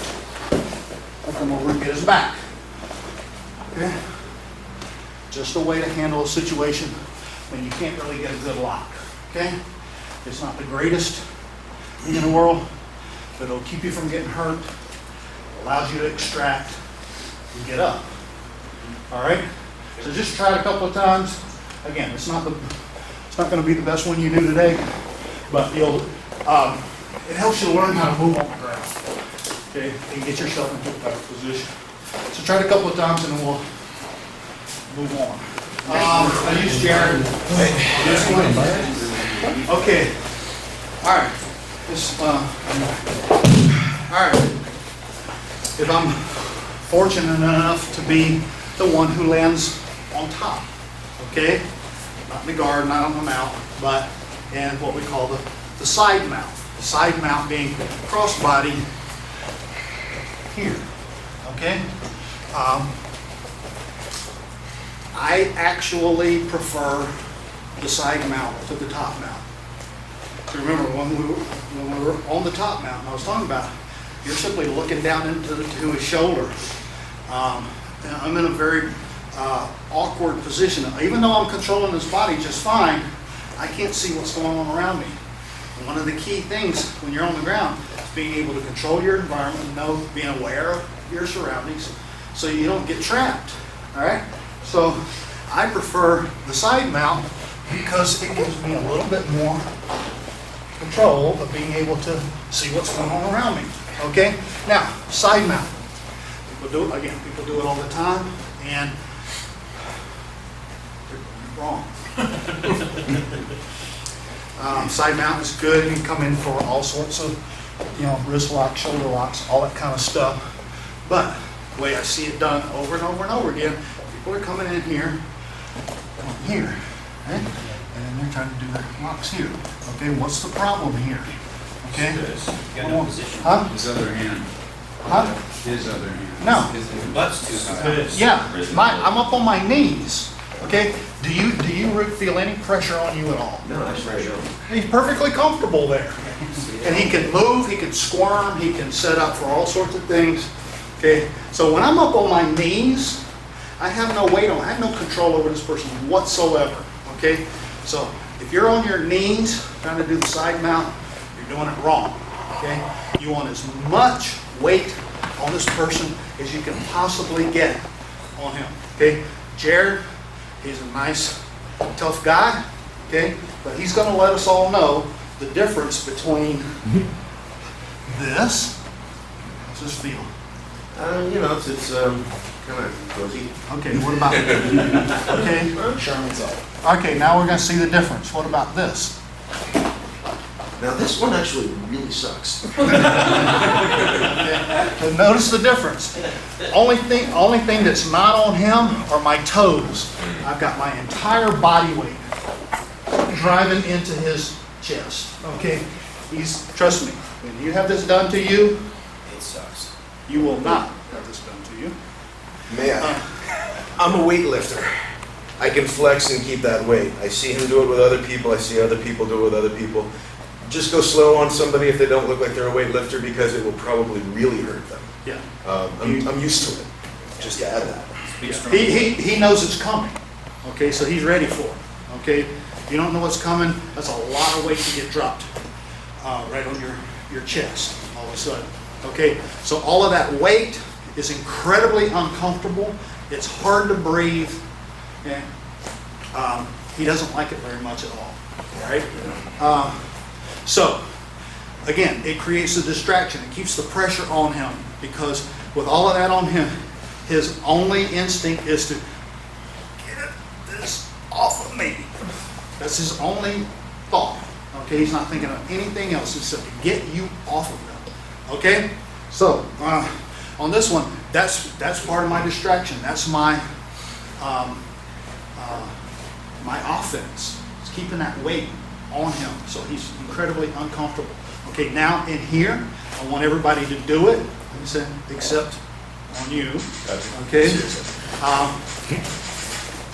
But once you see what it feels like and you know that it works, okay, then you can be nice to him and take a little bit of weight off by simply coming to one knee. Okay, I'll take about half of the weight off. Okay, so once you experiment with it, then okay, come to one knee to take a little bit of the weight off, but don't get in the bad habit of coming up on both knees. Because you get in that habit, then you'll do it when you shouldn't do it. Okay? So get used to spreading out. Drive all of your weight into his chest. Make him incredibly uncomfortable. So his first instinct then is to get off. Again, folks, you need to come in close because you won't see this if you're not in close. Okay? So when I'm in here, okay, here with all of this weight, like I said, I'm going to take a little bit off of him, okay, because he's going to get real tired of this after a while. His first instinct is to get all of this weight off of him. Okay, so one thing is likely going to happen. If his arm is already down here, he's going to come in here and he's going to try to pull your head and roll you off that way. Okay, so if he comes in and does that, what you're going to do is you're going to take the opposite hand. That is, the hand is opposite of wherever he's pushing. So this hand's pushing on this side of my neck. I'm going to take this hand and come in, and all I'm going to do is I'm going to push slightly on his wrist. So go ahead and put some pressure on. But slightly on his wrist here. So it pops free. Notice what happened. It's like you're pulling on something and it breaks or it slips free. The hand goes whoo, goes flying. So that's what you're trying to do. You put just enough pressure on it so it slips and it flies up that way. And now look what I've got. Okay, came from here, okay, and here, okay, and I've got the arm lock submission, okay. So again, if he tries to pull you that way, the opposite hand comes in here, just push it just enough, turn your head so it springs that way, and it's in perfect position now for your shoulder lock, okay. And then, as we've learned, we can sit out, check our surroundings, snap, and go. Isn't that the name of a convenience store? Somewhere, snap and go? Yeah. Okay. Okay. Motifs are black and white. Okay. So, now,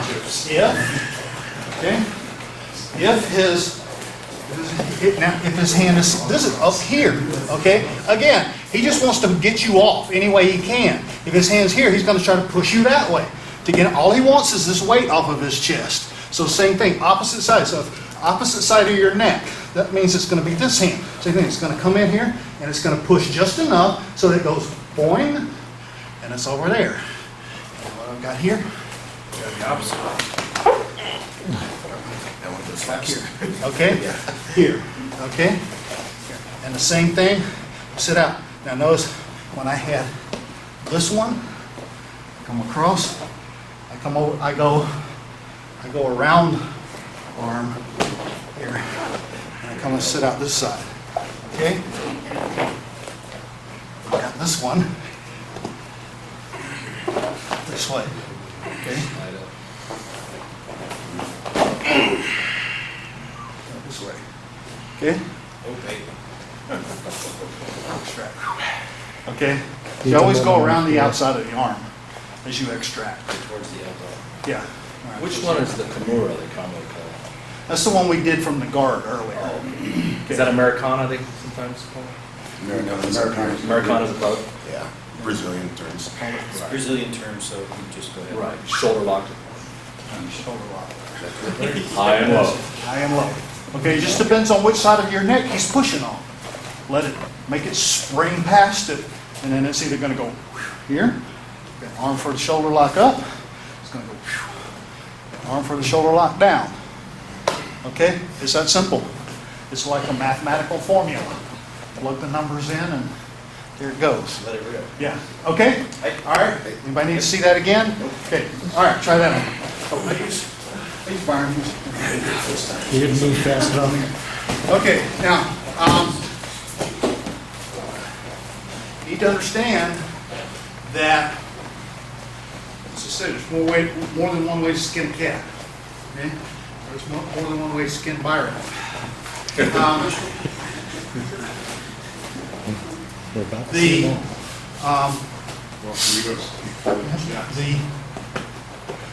figure four lock here, I'll do this. That's good, but thing is, I may not be able to generate enough action here to really get something going here. Okay? So we're gonna turn this into what we call a key lock, which really isn't a lock at all. It's a nerve technique, okay? So from here, what I'm gonna do is, if I can't, you know, for whatever reason, maybe his arm is big, I'm just not in the best position, I can't seem to get anything going here, then I'm gonna forget the triangle or figure four lock and the shoulder lock. I'm gonna go for what's known as a key lock, okay? And again, the name is deceptive because it's not really a lock, it's a nerve technique.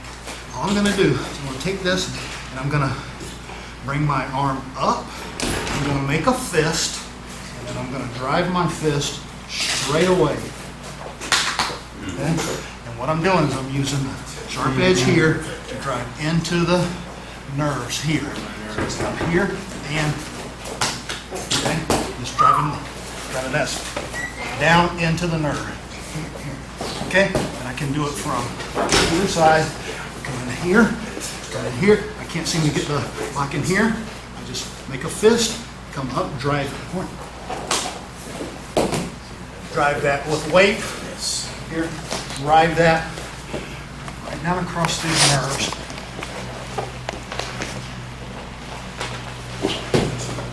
Feels good, doesn't it? Marvelous. Yes. Right answer. May I have Okay? another? All right. Want everybody to try that a couple of times and do the key lock instead of trying to do a shoulder lock. Again, make a fist and just simply drive it straight away from your face. Okay? Going Got it? Try that a couple of times. You can just start. I'm just going to show you. I'm just going to show you this one so we can move on because a lot of it is similar to other stuff we've done. Okay, but remember what I said. Keep the pressure. Do everything you can. Keep him on the defensive. Keep him guessing. Make him protect. Because as long as he has to protect, he can't attack. Okay? Again, I'm here. Again, I'm going to be nice to him. I'm going to take some of the pressure off here. Okay? So from here, look at what all I've got to work with. This is why I like the side mount position. How much I have to work with here. I've got face, eyes, neck, throat, ears, fish hooking. I got all of this stuff here. But look what else I've got. Okay? Now tell me, with my weight on him here, his only option when I go here and grab is what? He does that. He's got to get that off of there. Really, this is all about, I'm not trying to submit him there, okay? I want him to go for this. I want him to think he's got to get that off. So when this comes in a grip, that hand's got to go there, okay? Okay? I got so much I can work with to keep him distracted and keep him moving, okay? I got ribs. Okay. I got groin. But this is right there. It's the low-hanging fruit waiting to be picked. It's right in there. Make him reach for that hand. I've got my key lock, and it's done. Okay? Can't get much simpler than that, right? Okay? I can roll him over, I can extract, I can do any number of things. Okay? Another thing is described in the book here is here, make him go for it, and here, so here now, I can set out here, and I'm back to a hold that we've already seen before, and again, it's just using what you've already learned, but the great thing about the side mount is virtually every target on his body is ready for the taking, okay? And I can do all sorts of things to keep him distracted, keep him defending, and allows me to set up whatever it is I need to do. So for me, I don't know about you, you need to work with these things, do what you're comfortable with doing. For me, I prefer the side mount to the top mount.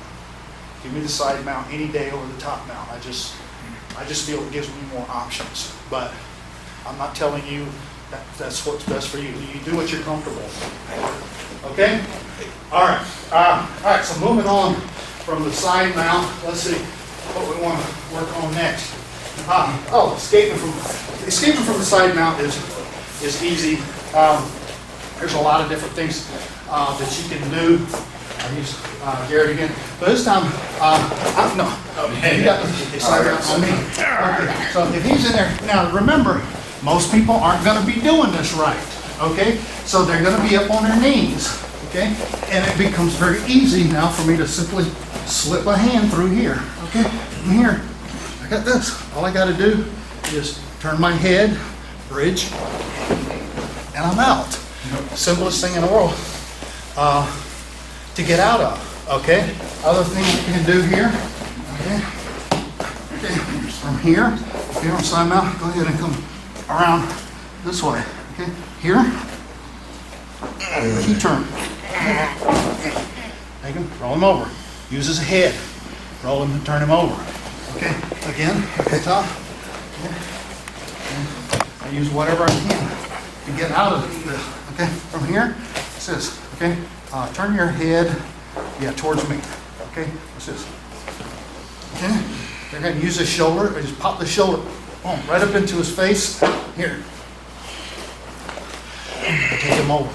Okay, but those are nice. Okay, we'll let you do this one. Okay, from here. So here, it does not matter whether his arm is around your neck or if it's over here. Doesn't matter. We'll do it from here. It's just easier for me to talk that way. Okay?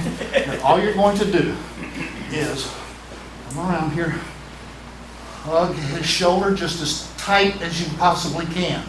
Okay? Again, doesn't matter if it can be over here. Doesn't matter. Just tight as you possibly can.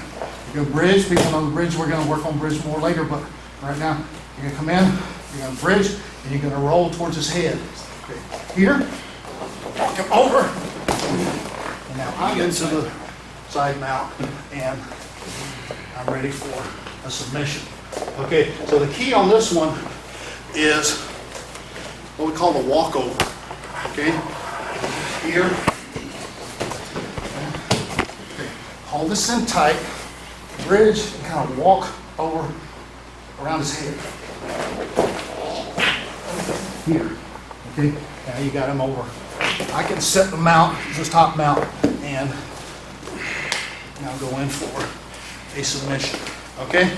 All right, so everybody see how that worked? Just hug that shoulder in, bridge, and kind of walk around his head, roll him over, and now you've reversed where you're under the side mount to where you're on top of the side mount.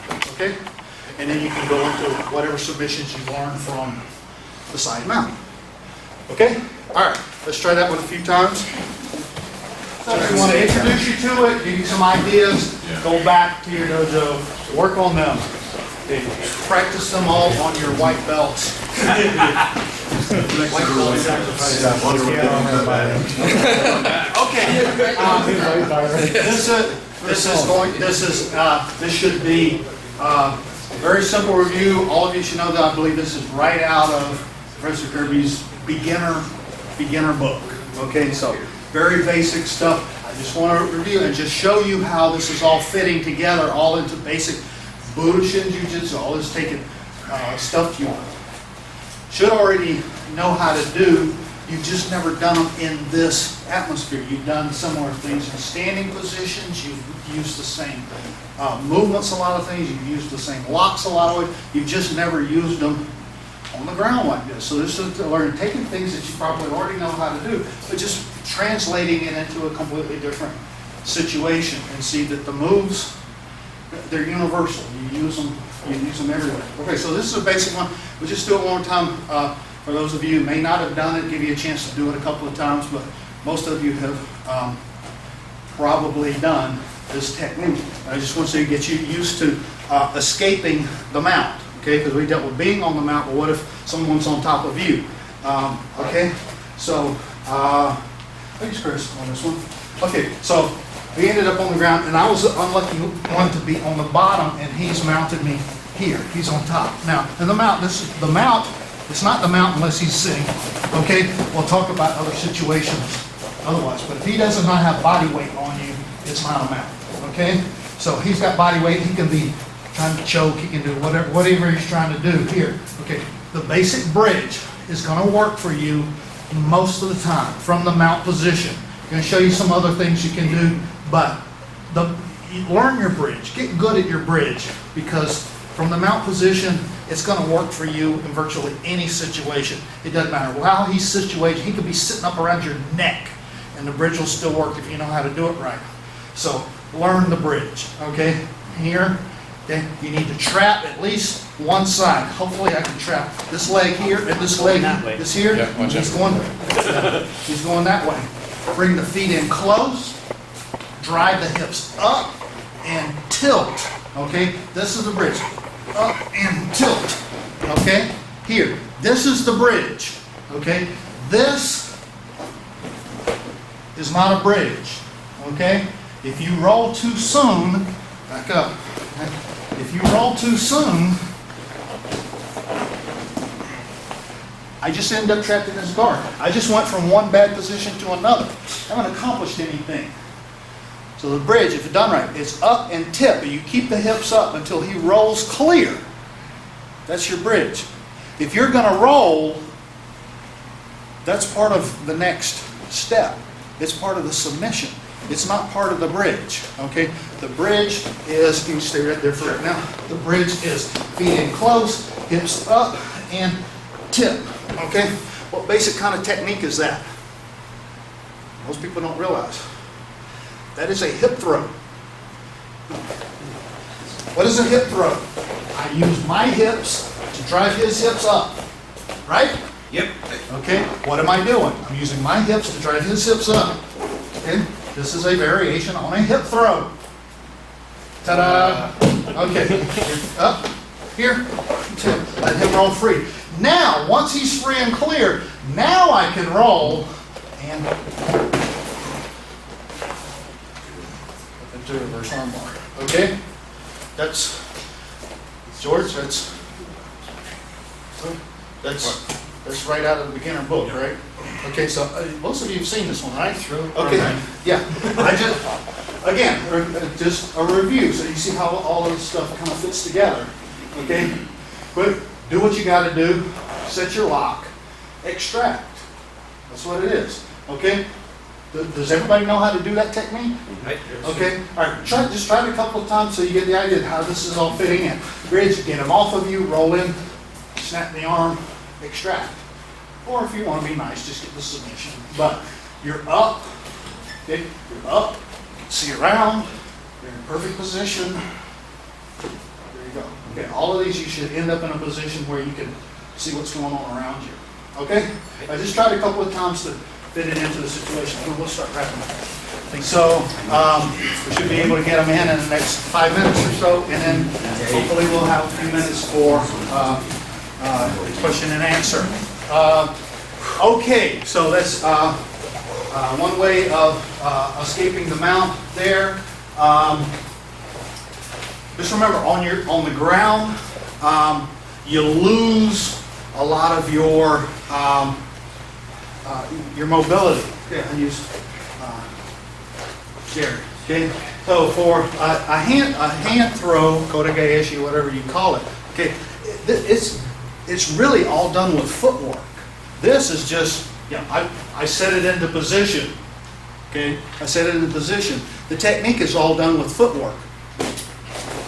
Okay, it's all my body movement. On the ground, especially when somebody's sitting over the top of you, that's gone. Okay, so I don't have that luxury of simply planting this and then moving around it. So I gotta make adjustments. Okay, so here, let's do it this way so everybody can see. Side mount? Top mount. Okay, all right. Again, around so you can see. And I know I'm sweaty, I'm starting to smell bad, but you can put up with me for 10 more minutes. Okay? I smell bad. I'm the knee done. That's how it goes. It takes the blame. Very good. Very good. Trained well. Give him another strike here. Okay. Thank you. Okay.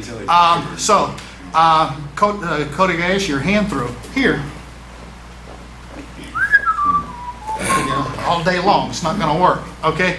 So here, this is what we call outside grip. Okay. What I'm going to do is he tries to punch. Okay. Here I'm coming. Again, I get my grip. I get my hand. Okay.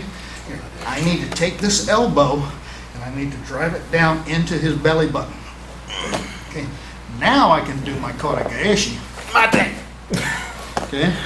Now again, you couldn't see that because you were far away. Okay. Here.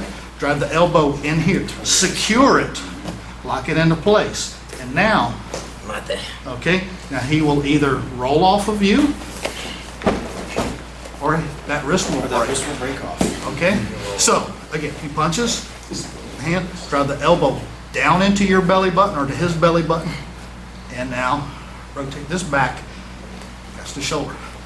Okay? All right. In, and there you go. Okay? So that's a hand throw, kotegaeshi from the mouth. Okay? Okay, here. Slowly, carefully. Okay?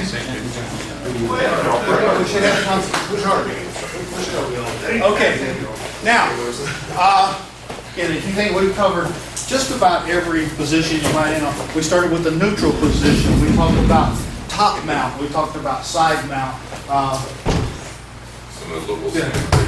Earthquake there. Chris? So we've shown you a lot of different situations, okay? Now the mount, as I said when Chris was on me, it's not a mount if he doesn't have body weight on you, okay? So we're going to deal with the last situation we're going to deal with is what's called a straddle. A straddle is similar to the top mount, but he has no weight on you. It's just on the okay? All right, this could be a straddle. Okay? I could be standing over here and punching and stomping and whatever. I have no body weight on him, but I'm over the top of him. Okay, I'm straddling him. Okay? A lot of times what's going to happen is they're going to be down here and they're going to be on their knee and they're going to come over here. They're going to be up on one knee. This is a very common situation. Come up on one knee and he's ready to pound you with the hand. Okay? All right. Now, one thing to remember, there's a lot of ways to deal with this. We're only going to show you one because we're running out of time. Okay? But if there's only one way for him, well, there's a couple of ways for him to get here, but if he's down here on the ground with you and he decides he wants to do that, there's only one way to get there, and that's swing this leg over to get there. Okay? So you know that's going to happen if that's what he's going to do. Okay, so again, like I said, you're going to do that to me. Like I said, there's a lot of ways to do it. This is just an example. Okay, so he's here. As he goes to swing that leg over, okay, I want to make sure that that foot stays down here. Okay, I don't want that foot coming up here by my head. Okay, if it does, just go way up here. Okay, if it does, this is actually not so bad because I can just scoot out of it. But that's not what I want to do. So as this comes over, I'm going to catch the foot. I'm not going to grab it yet. I'm just going to guide it. I don't want it coming up here. So as that foot comes over, I'm just going to kind of meet it and make it go right here. Now he's okay with that. He's balanced. He doesn't mind. He got into the position he wanted. He doesn't really know what I was doing with that anyway. He doesn't care. Okay? But I want to make sure it's down here where I know where it is and I can get to it. Okay? So as he raises up to hit with that other hand, what I'm going to do is I'm just going to make him think that I'm rolling out of the way of that punch. What I'm really doing is, here.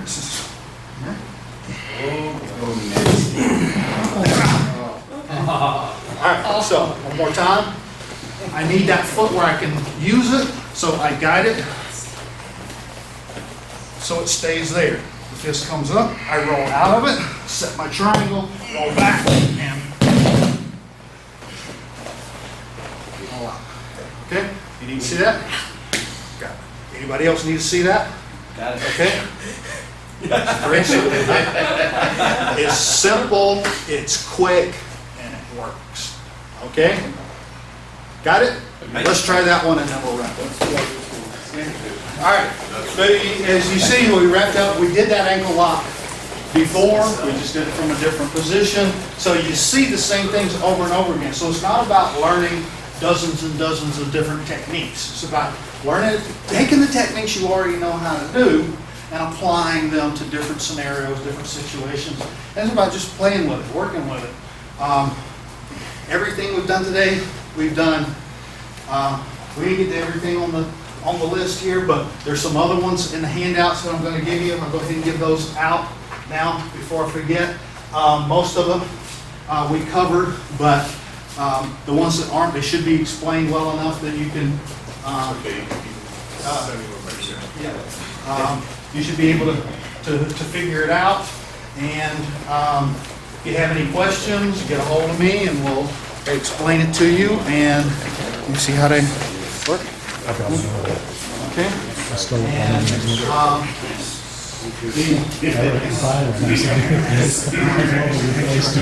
I'm not sure I got enough. If you work together, we take one. Swings his leg.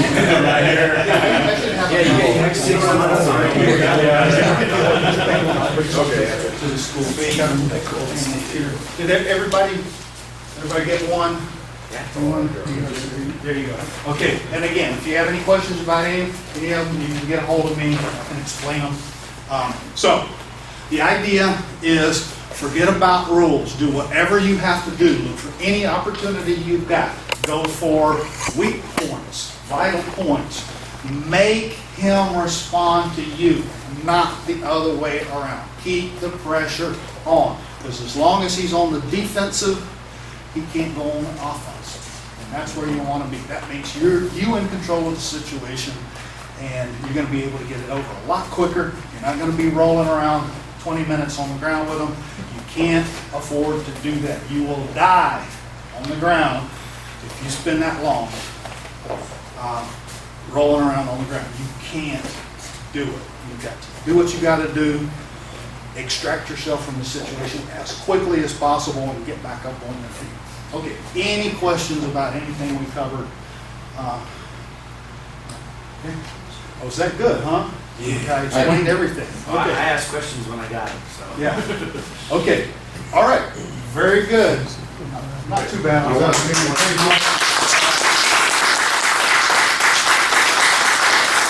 The summer camp, and for those of you who've been to 2 or 3 or 4, this is the 6th one. You'll notice a evolving manner about things, and I'm trying to get more of my upper black belts teaching things that they're very familiar with, or stuff that they just recently studied and gotten a revelation. And lower black belts fine. They want because part of my purpose is so that you recognize that there are people other than me who know a lot. Okay? Because as this system moves on, at some point, I will no longer be on the tatami here, and some of you have got to think, gee, who can I get to do this? Who can I get to do that? Okay, and you guys have got to learn to rely on each other and train the black belts that you get, that they have to rely on these guys, and they have to rely on each other, and that is what will allow the system to continue. Okay, is your ability to build a community. I can only start it. Okay, but you guys, you know, are the ones that have the responsibility, should you choose to accept that responsibility, of making it continue and grow. And you do that by encouraging your black belts. I mean, there have been tons of times when Mark and I have had differences. It happens. It's part of the learning process. For those of you who have had kids, it's part of the process, okay? And if you as long as you respect them and you can have your disagreements, etc., they'll stick with you because they believe in you and you believe in them, and the arrangement works, okay? And that's what I've striven for. And there have been times when people have said to me, how dare you let this black belt tell you that? And I said, it's family. There has to be some give and take. If you want the system to continue, you have to respect everybody. And if you have disagreements, it's okay, you can have disagreements. But my goal in having these summer camps is to pull as many of you together, is to exchange ideas, okay? So that you have, I know Mark, he's great on the ground. I'm gonna get him to come back to Virginia instead of old Sensei Kirby. I'm gonna have Mark come back. Because the old guy doesn't do this anymore. Which is another thing. You're gonna find as you get older, what you do changes, okay? I think one of the best examples of that is Professor Wally J, okay? And he gets out there on the mat and he still has a wonderful time. But you do change because your own physiology changes. But anyway, I want you that's one reason for the email list. I want you to be able to get in touch with each other. I want you at times say, or even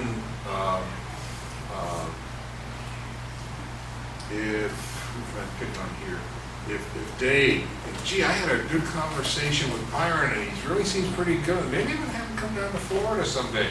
Okay? I need a new cake. And show him the Alps. Anyway, there are no Alps in Florida. Anyway, they're not? No. 2 hills. 2 hills. Anyway, but that's what I'm hoping will eventually develop, is that you start calling on each other, okay? And that will make me happy as a sensei. Okay, I will not be personally offended. Because I'd like this to grow. I'd like the system to grow.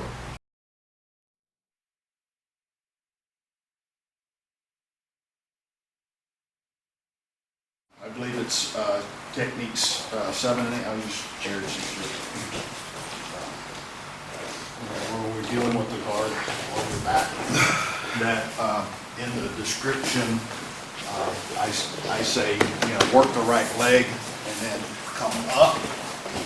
That's going to turn, lift his hip. I say his right hip, but it's his left hip. So, if you're reading it and you get confused. That's why I don't like to use terms like left and right, because it's easy to get them confused and mixed up. Okay, so when you're reading your handout on those techniques, don't get confused that it should be. Most of us have dyslexia, right? Left. Now I'm confused. Which one is this? Yeah. So anyway, just so you're going to read it and you're going to wait a minute, this is right. So just remember, when you bring this up, it's going to roll him a little bit, put him on one side, so don't worry about left and right, that kind of thing. Okay. Another thing is that just stay where you are.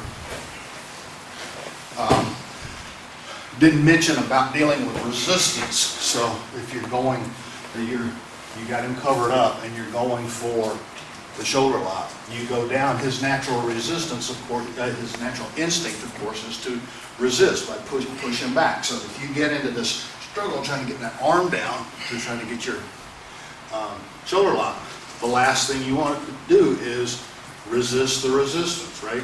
Jiu-Jitsu, the basic principle is if he wants to go that way, then fine, we'll go that way. All right.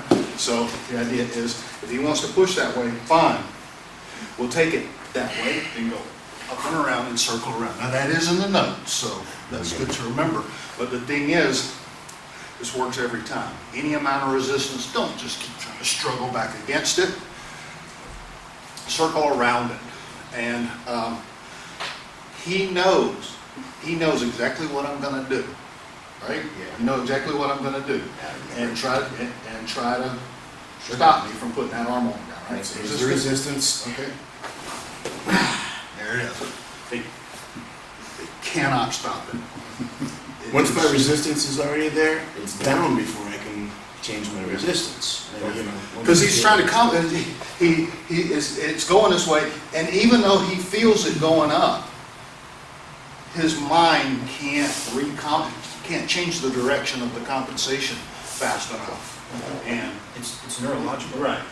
So there's just no way he can do it. So you go the way he wanted to go, then circle around it and back into your position. Okay. And then the other thing is that I didn't cover completely. We'll turn this way. When I talk about getting the arm and gripping here, you know, whatever you're trying to do to manipulate him here, I mentioned things like natural grip and inside and outside grip. Okay. Here, you know, he's coming in this direction, he's coming right into the center. So if I get his arm, I just come in naturally and I get one hand on the inside, one hand on the outside. You know, that's a natural grip. It just naturally goes in hand to hand, one on the other side, one inside, one outside. Okay, natural grip. If he's coming around so for a punch, and I get both hands on the inside, that's an inside grip. And I come both hands on the outside, that's an outside grip. Okay, so natural, one inside, one outside, both inside, or both outside.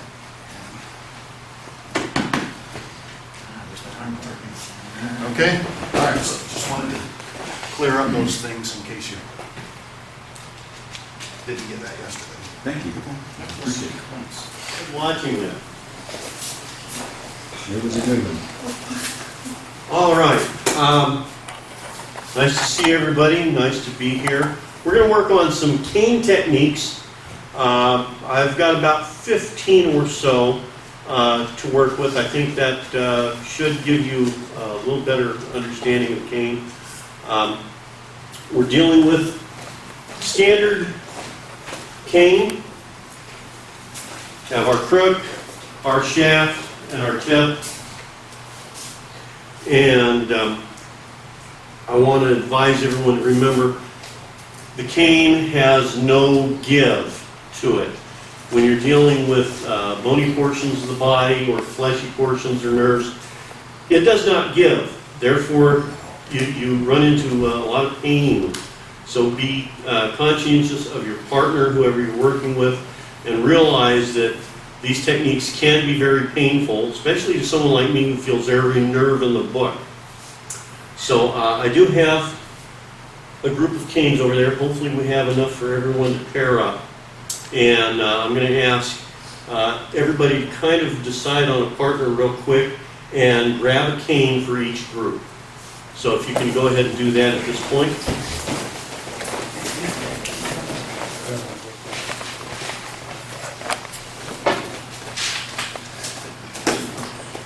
So we'll grab this. Just make sure I've got it available.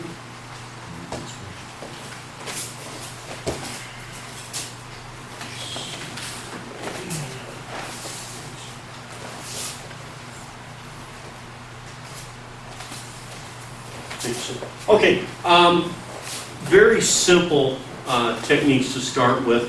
We're going to go with a couple of minor escapes.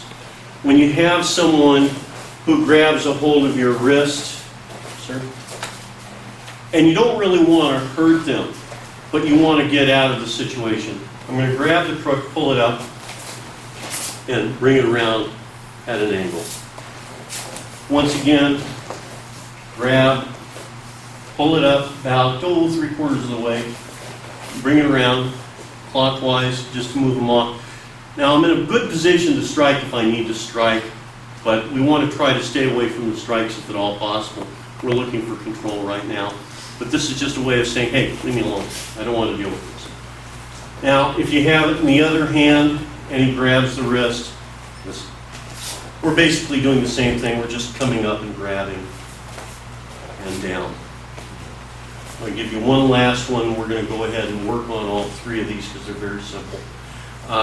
Once again, you've got someone who's grabbing a hold of your wrist, and all I want to do is bring it up and push down against the arm. So it's very simple releases.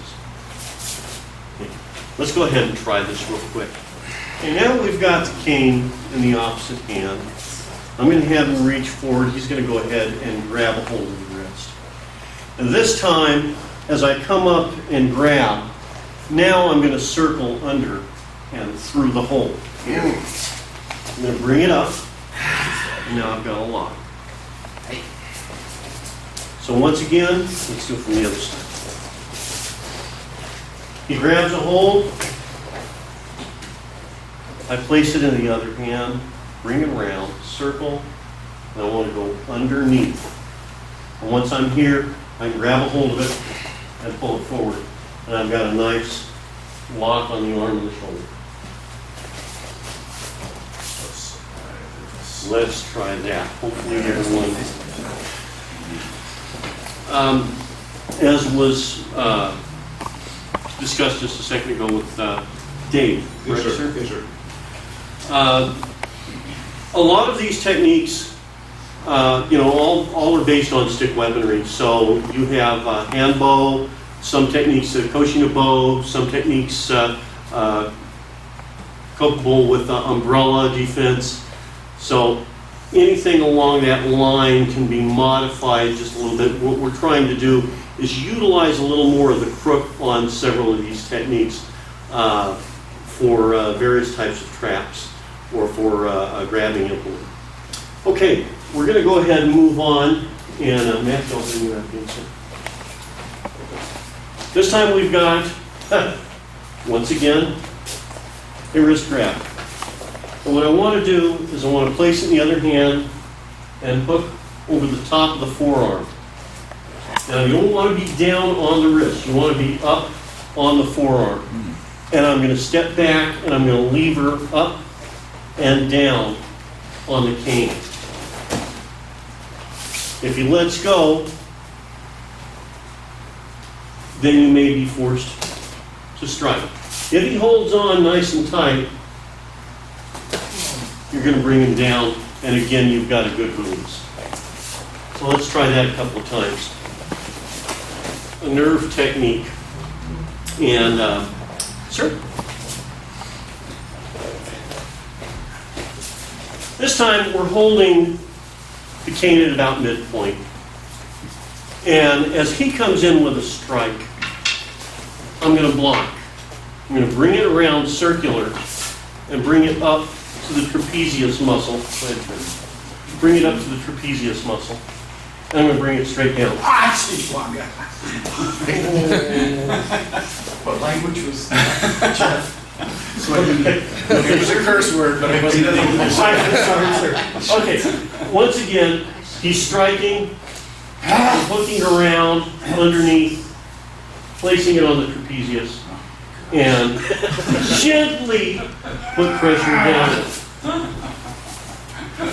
If you move forward, they're going to go backward. If you pull back, they're going to come down forward. So I guarantee that. Thank you, sir. Let's try this. And if I may, sir. Okay, just relax for a second. You're going to come back up. Okay, same basic technique. I'm blocking. I'm coming around. I've got the hook. I don't have to do the hook. At this point, if I want to, that's great, it's going to work. But I also have ude makikomi and pull it right in. And all I have to do is drop down to the ground.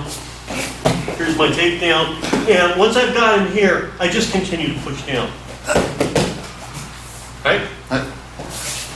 So you have an option. Once you get that nerve technique, if they don't drop, just slide it right on in. Let's try this again.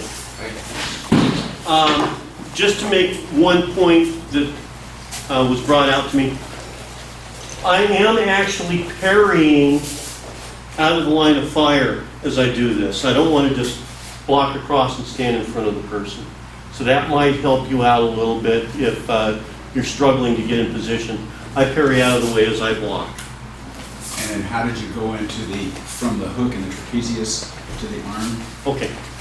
So I'm parrying out of the way. I hook in. Here's my hook position. Let's go ahead, turn. Here's my hook position. And from here, basically all I have to do is pull over. Got it. And from here, lock him in tight, take him down. Thank you, sir. Okay, you may go ahead and continue. Very good. Actually, how you stronger. Yours is a better. The strong puncher. This one-handed with the cane, nice longer. If you're more stable. That's the point. That's what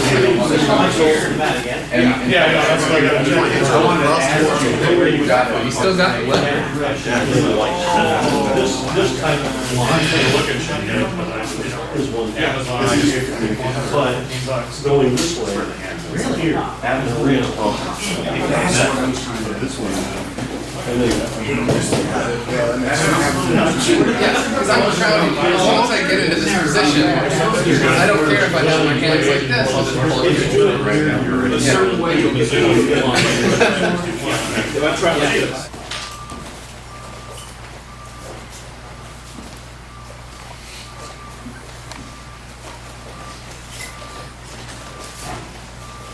Okay. Next technique we're going to do is for a wrist grab. Matthew?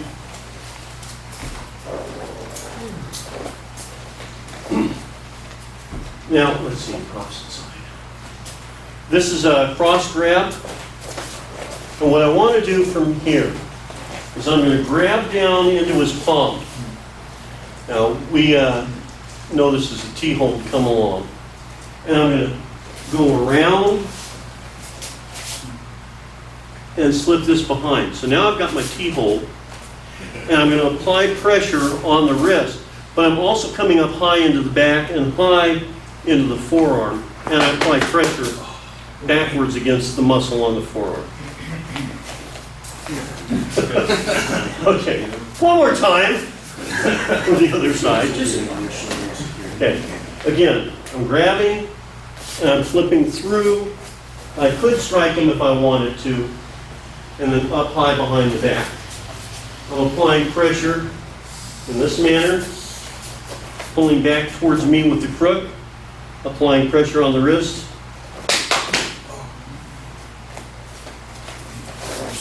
And I can walk him where I want him to go. Let's try it. Thomas, would you mind, sir?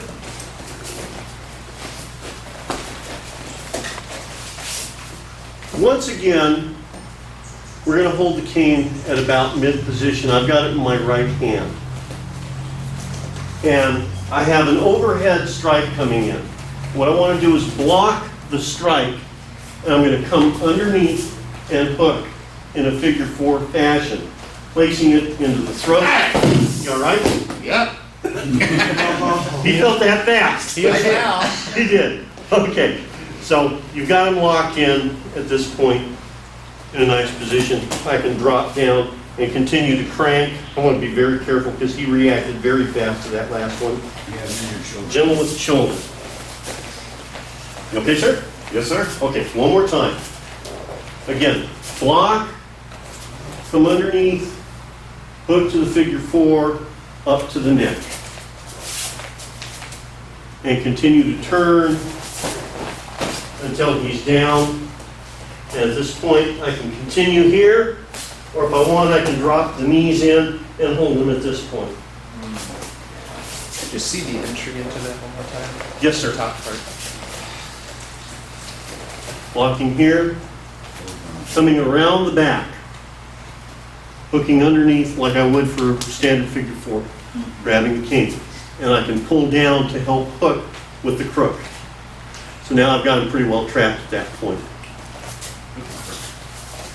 Bring him down. And again, I'm being gentle because he's just as susceptible to nerves as I am. And my apologies, sir. No apologies necessary. Okay, let's try this. It's a handle without a handle, that's what I was thinking right there. I think you should move to the other side. Okay, we're going to do a little bit of a variation on this. It's actually a different technique, but it's going to have a similar feel. And fire, see what's here. This time you're going to block with your left hand as he strikes. I'm going to block, and I'm going to come underneath, and I'm going to hook. So I've got to turn the hook just a little bit. And I'm going to apply pressure downward until he's down, and then I've got the shoulder. So you've got a nice little lock right here. He's not going anywhere. He can try to move around. The more he moves around, I can just put more pressure in. Yeah, thank you. Okay, once again, I'm going to block the strike, move it up. I want to come underneath, and the crook is facing outward, and I'm going to help to hook in on that hand. Apply pressure downward, bring it down, move in, and I've got everything locked up. Let's go ahead and move this direction again. He can move around all he wants. As he keeps moving, I just keep moving with him. Or I'm going to put pressure downward here. Tony, are you making a suggestion on that? Sir. Do it again? Yes. Okay. We come up, we've got our hook, take him down. Take this, put it into the groin, he will not move around. Hi, yes, sir. Yes, sir. Thank you, sir. Yeah, thank you, sir. Let's try it. Bring it in a lot easier to hook it, break it down. And I'm going to borrow the young man this time. With your permission, sir. Like I said, a lot of these have the same kind of feel, and I'm going to show you 2 variations. This is actually one that Professor Kirby teaches with the Koshin, or not the Koshin bow, the Hanbo. And again, we've got a striking situation. I've got it about mid cane in the right hand. I'm blocking. I'm coming up underneath and hooking around the neck. And I'm going to very gently bring him down to the ground. Now, you can release at this point, but what I like to do is I like to step in, and I think of this as a giant twisty tie. So I've got him here, and I just continue to crank. Now, if I put my foot against the side of his head and do this, he's got nowhere to go. So one more time, sir. Let's do it from the other side. Again, block, come in underneath, hook the chin, take him down, and then again, I've got my giant twisty tie here. Would you like to see that done on someone else, sir? Yes, please. Sir? You won't get it around his neck, though.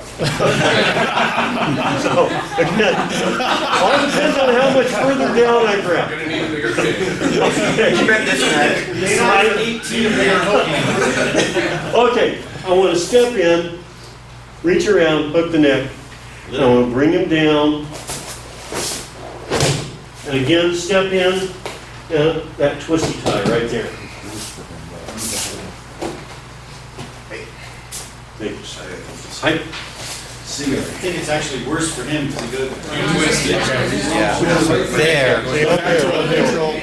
And then tighten it up. So we were here. What it is, if you. Yeah, see now I'm really feeling in the shoulder at this point. More in before we end. Next technique is very quick technique. I mean, it's very short in the time that it takes to apply the technique. But you want to be gentle again because we're dealing with shoulders. And let's see, do I have a volunteer? Sir. Okay. We have a lapel grab. As he grabs, I want to take my left hand and I'm going to place it to the inside of his grip. Now, I can slide this up by just simply pulling, or I can slide down. I like to just pop it up. And what I'm going to do is I'm going to reach underneath and grab. So I've got the crook, and I apply leverage, and I've got him right here nice and tight. He's ready to, you're good, right? You're going to go wherever I want you to go. You bet. Whatever you say. Okay. Once again from the other side. Actually, everybody's on that side. I might as well do it that way. Okay. Again, he grabs, place the hand in position, bring the cane up so that you can grab the crook and leverage down and in towards your belt. Once you're here, it's very easy to take them down. Now, let's go to the ground just for the sake of argument. Okay, so let's turn this way. You have to love Jiu-Jitsu and the visualizations that we have. From this position, imagine me doing a forward roll fall. What happens to the shoulder? It goes with you. Yes. Souvenir. For about this far, and then it comes off. Now, in that kind of a situation, it's an extreme, of course, and we don't want to have to do something like that. But you see situations where we have multiple attackers. Now, you can throw a person from that position, but it's almost as fast to take them down, roll out, and I'm ready for the next guy, and I've completely incapacitated this person at that point. Let's try this. And hopefully you'll get enough out of working with your partner on this. Let's see. Volunteer. You go right there. Sir. Okay, this time we have, do we have a knife? Do we have a knife? What a question. People. Who's first? I'm serrated. Yeah, Exactly. Okay, this time we're going to bring the tip up. We have a knife thrust coming in, and I want to block it this direction. I'm going to step in and keep moving the arm across. Pull the hook up to set the arm. Now, I can pull in against the side of the neck and have him release the weapon. Or if I want to, I've got that arm, all I have to do is step and turn, and down he goes for a little throw. Now, I would suggest you tell him to release the weapon before you throw. Otherwise, he's going to come back up again. So once again... Can you switch sides, please? Yes, sir. Once again, I want to block, step in, slide up to help trap. Now I can pull in against the neck, release the weapon, make sure he drops the weapon, and I can submit at this point or turn. And I brought him down nice and gentle this time. Place it in the knee, put the hand on the side of the head, give him a little push. Could you show that one more time, just once more? Yes, sir. You want his compression? Seriously. Okay. Out of the way. Bring it around. Hook. Have him release the weapon. Turn him down. Lock it into position. Don't move. Pick his nose. Push a little bit on the neck.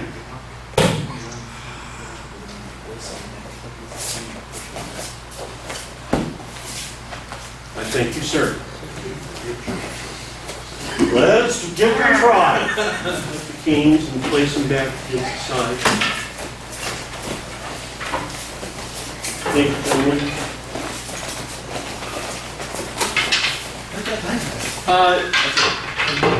As you read through this material, you go ahead and have a seat. As you read through this material, you may come across a typo, or you might say, did Damigo Sensei actually write this down correctly?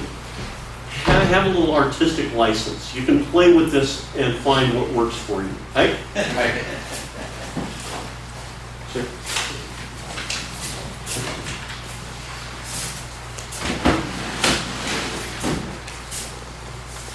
Don't worry.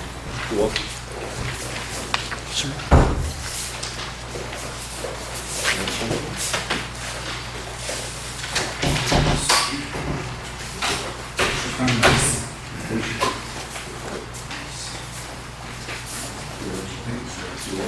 Yeah.